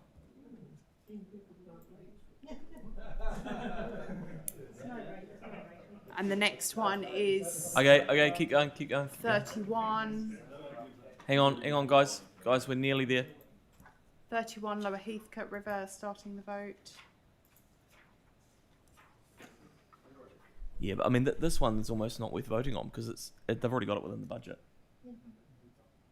I got clarity from staff over what was required, and that was the basis of this amendment. But the advice says the written advice says it's in the budget. That's different than with the staff that I talked to just before the break to get clarity and withdraw most of this just to have the first year funding to set it up. So just so people are clear, like my understanding from staff is it. So let's stop. So can we can we come back to this? I think is that possible? We or not? can cancel the vote. Yeah, I think let's come back because if the advice says it's in the budget, let's just get clarity for Yanni because it might be we can all support his approach, but without having to rate for it. So this is now 34 Riwi Alley Charitable Trust, and we'll start the vote.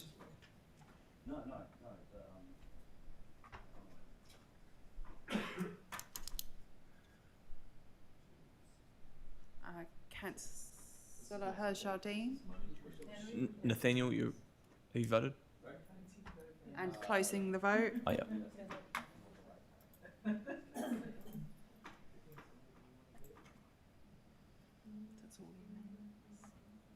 Cool.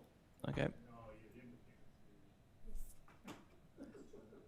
And that's all of the amendments except the. Yeah. Well, so the youth hub's been ruled out. The youth hub has been ruled out, and the outstanding one is the Lower Heathcote Hang River on, guys. Guidance. Can we just stop so we can hear what Sam's saying?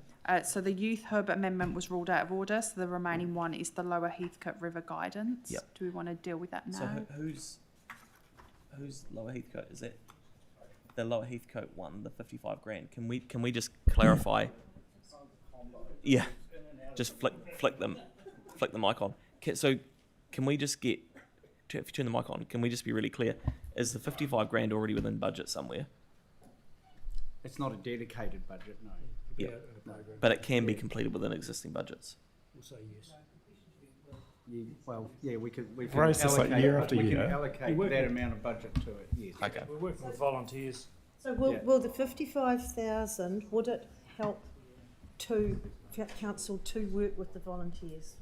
Do we need extra resourcing for that, and maybe resourcing for the volunteers? Yeah, it can certainly help some of the community park staff and ranger staff with materials, and right, so it's ensuring that program is well resourced. Okay, well, But that's helpful. It's already within it, because the advice says we don't need any extra budget. But then Andrew's saying that it would help. It can be accommodated within sure it would an always existing help. budget, but of course it's coming out of something else. So Yeah. there's no Okay, money so sitting just in a put pot it waiting. just put it to a vote. Yeah. If that's okay. Sam, just to be clear, the advice that the most up-to-date advice said these additional funds will enable more volunteer and staff input. So we're just going to vote on it. Okay, so A31, start the vote. Because it literally says no further authorisations are required to begin implementing the budget which has been allocated by council. And close the vote. What's that?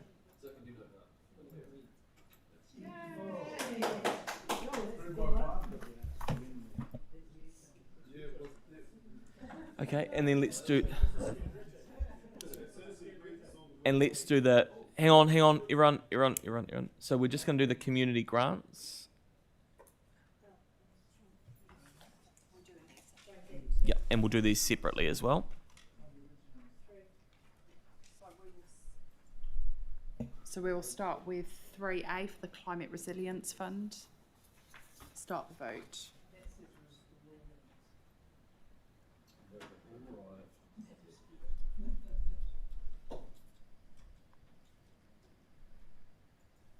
Councillor Johansson. And close the vote.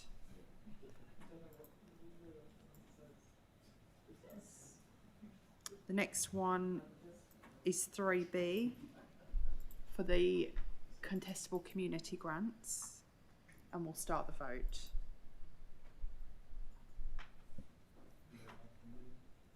It's fine, I think. I'm fine with it. Councillor Barber, and closing the vote.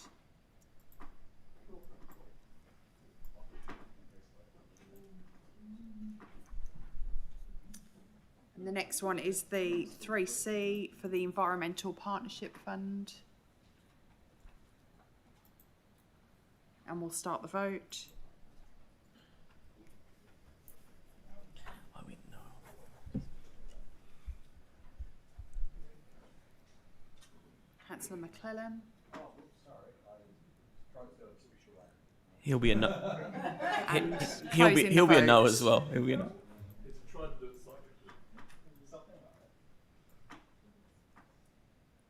Cool. Okay, so that's carried. So we've got the properties, which I might just need to explain the process yep. for that. So we're just going to do the property stuff. Okay, so for the properties, we've got the foreshadowed motion from Councillor Jardine regarding the 156 McCormick's Bay Road. So I propose that we split 6 into 2 because there's actually 2 properties in the original recommendation. So we can vote on 6A, which is for 124A Main Road. And then we'd vote on 6B, which is for 156 McCormick's Bay Road. And if that fails, we would then go to the foreshadowed motion for 156 McCormick's Bay. Okay, so is that clear for everyone? Yeah, hang on. Hang on. Wait. I've got Aaron and then Andre, then Tyler.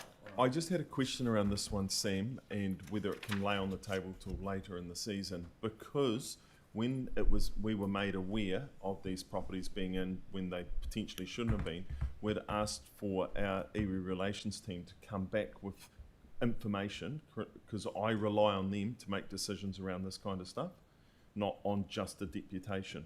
Because if Paddy has a different view, I will follow his view, because that's why we employ those staff members. So I was waiting for that information to come back, so I can't in sound mind make this decision. Bruce might be able to come to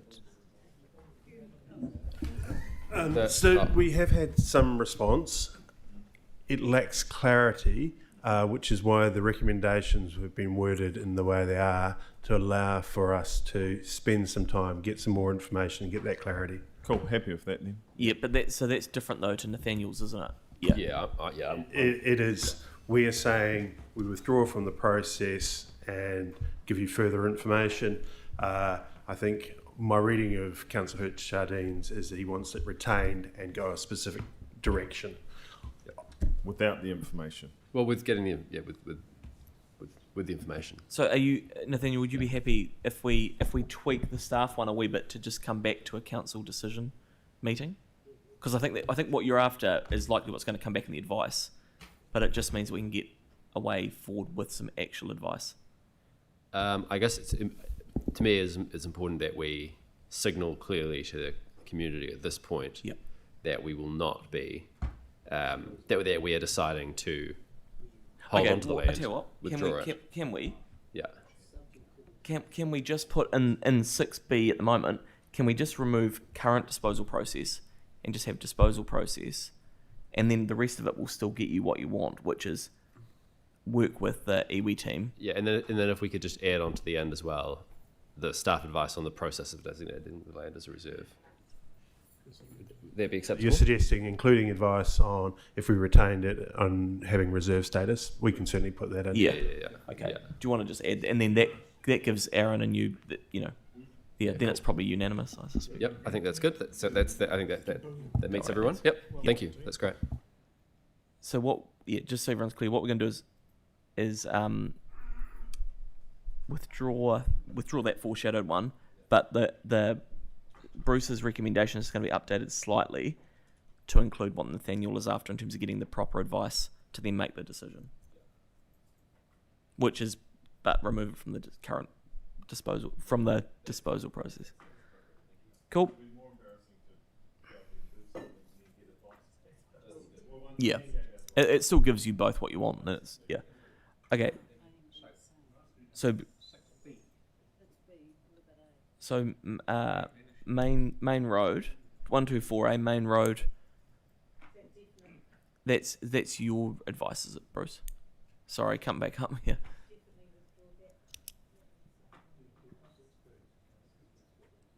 So this relates to property that was raised during the verbal submissions, and the submitter talked about the archaeological remains on that. And there certainly has been past archaeological remains found on the site.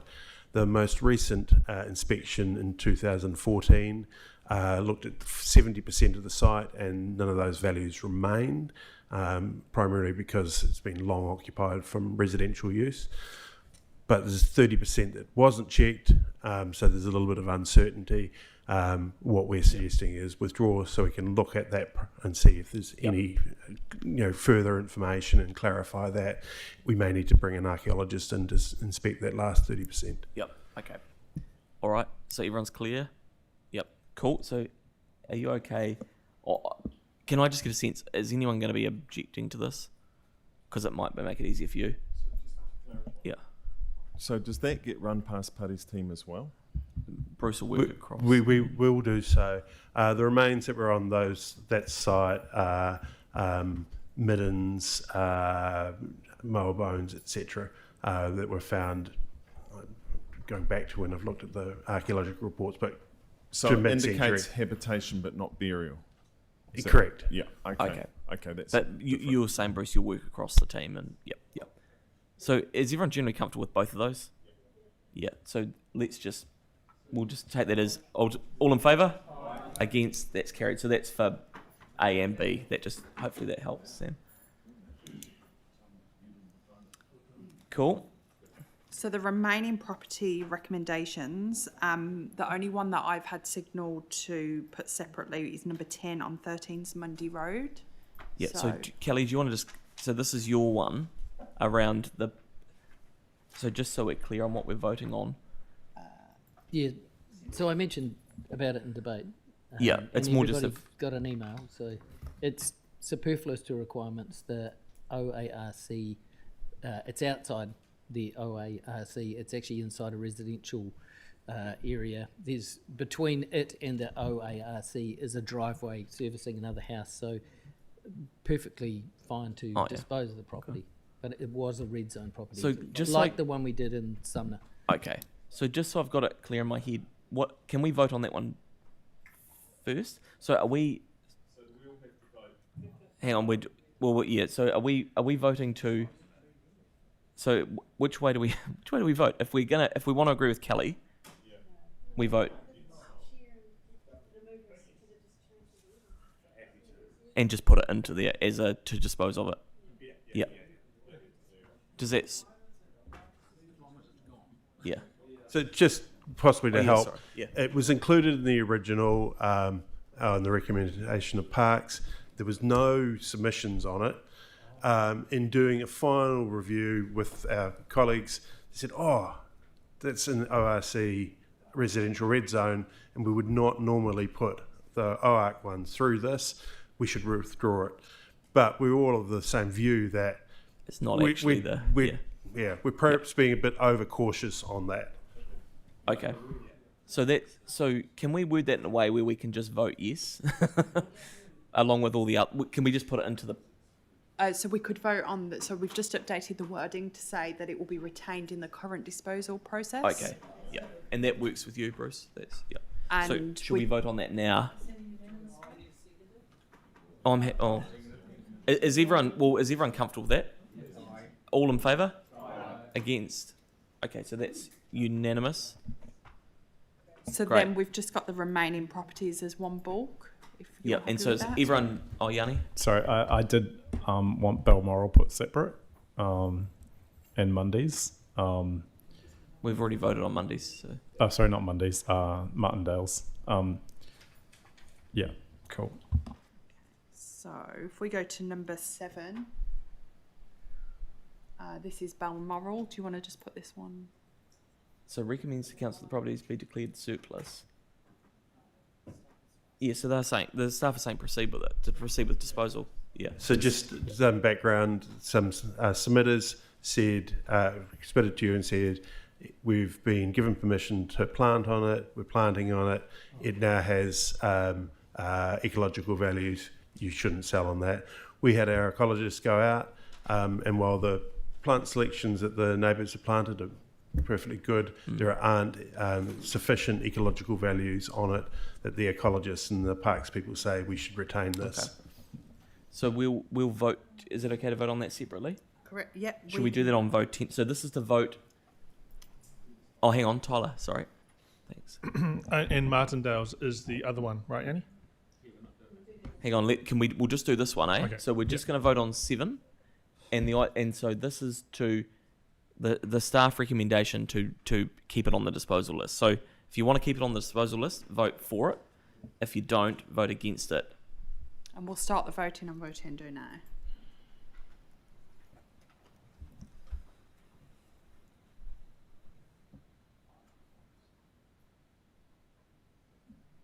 Councillor Fields, Just you, Tyrone, I think. and close voting. Okay, so that's carried. Cool. So then, So 8 Martindale's Road is resolution 11 and 12. so you want that separate, Tyler? Oh yeah, that's the one where they have the garages, right? No. You're both right. This is not one that was consulted through this process. You had previously made the decision to dispose of that, and we have commenced work with DOC because it's Crown derived to implement it. It sits adjacent to a community housing complex. There is some garages on the site that have been used to support the complex. OCHT has advised that they no longer require that, and there is a tenant of the complex who would like to establish a community garden on that site. Under previous discussions with him through the previous ward councillor, it was suggested that it might be best placed to join some of the other community groups, gardening groups in the area, rather than establish a new garden in this location. Yep.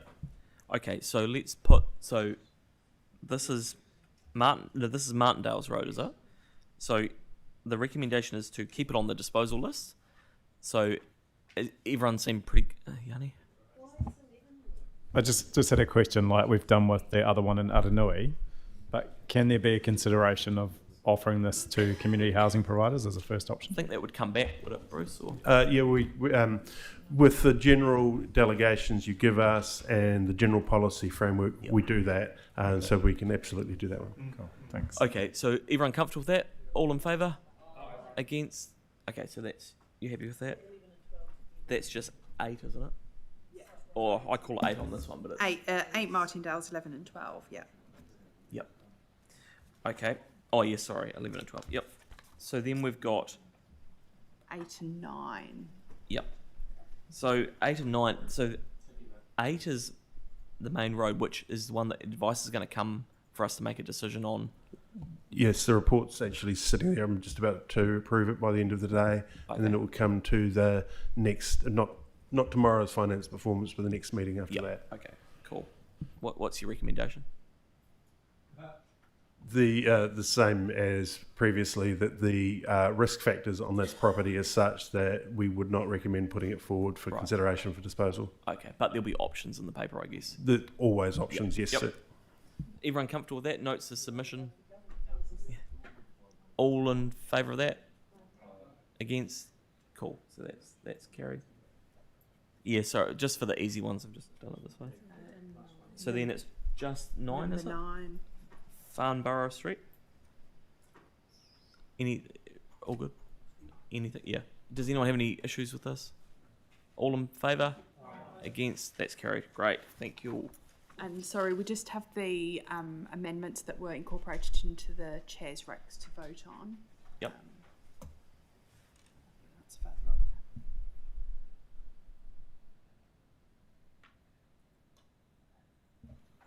These ones. So it's 3E, F and G. Oh, because have we voted on the chair's rec? So the chair's recs were a mix of the original officer recs plus the iconics. Right. Oh, right. So we're just tidying this up. Yeah. Okay. This is the balance. Okay. Yeah. Oh, right. Okay. Cool. That's what I was. Yeah. That would have been 2 in one day. Okay. So we'll put this to a vote. We'll do it on that. Do you want to do it on the votiendo? Or is everyone comfortable? Yeah. Okay. All in favour? Against? Yeah. Okay. So they are carried. Oh, yeah. And then Pauline? Going back to Preston's Road. Yep. I assume that is this year, 2026?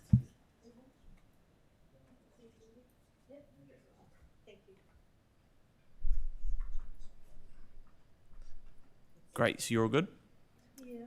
Yeah. So now we just need to take a break to check the rates. Yep. So we'll say come back at 3:30. 15 minutes? Yep. Ish? Yeah. Cool.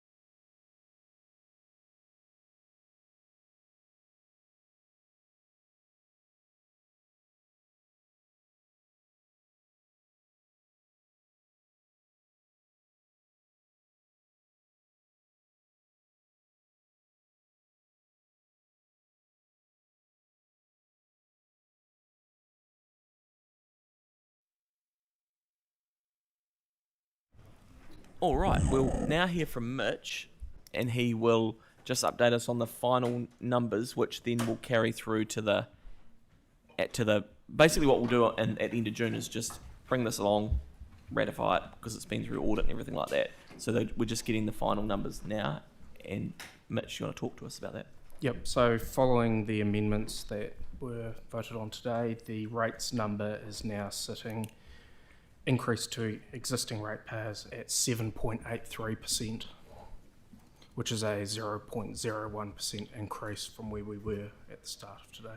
And can you just remind me, we went out and consulted on 7.96, was it? That's correct. Yeah,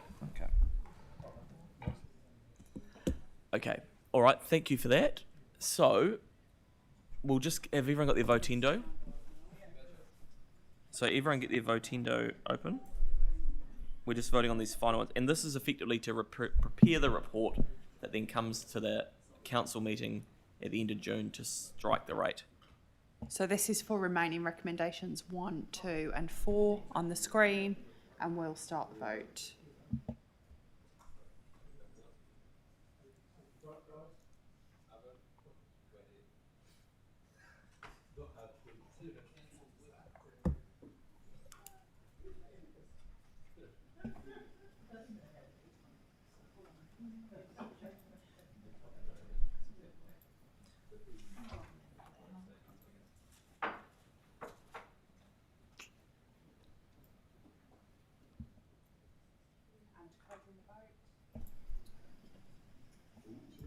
Cool, so that is carried.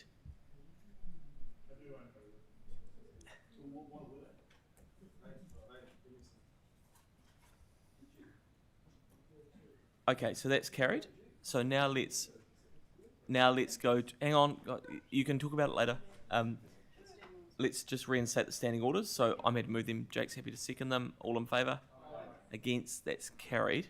Before we do the karakia, Peter would like to say something, I'm guessing. Just next steps. Look, we have clarity on the recs. We have clarity on the amendments. There are no further annual plan meetings or workshops between now and adoption. So we will see you on 23rd of June. Yep, great, excellent. Thanks for your work and for the team that have done it as well. It's really good work. Thank you. Okay, so let's close the meeting with the karakia.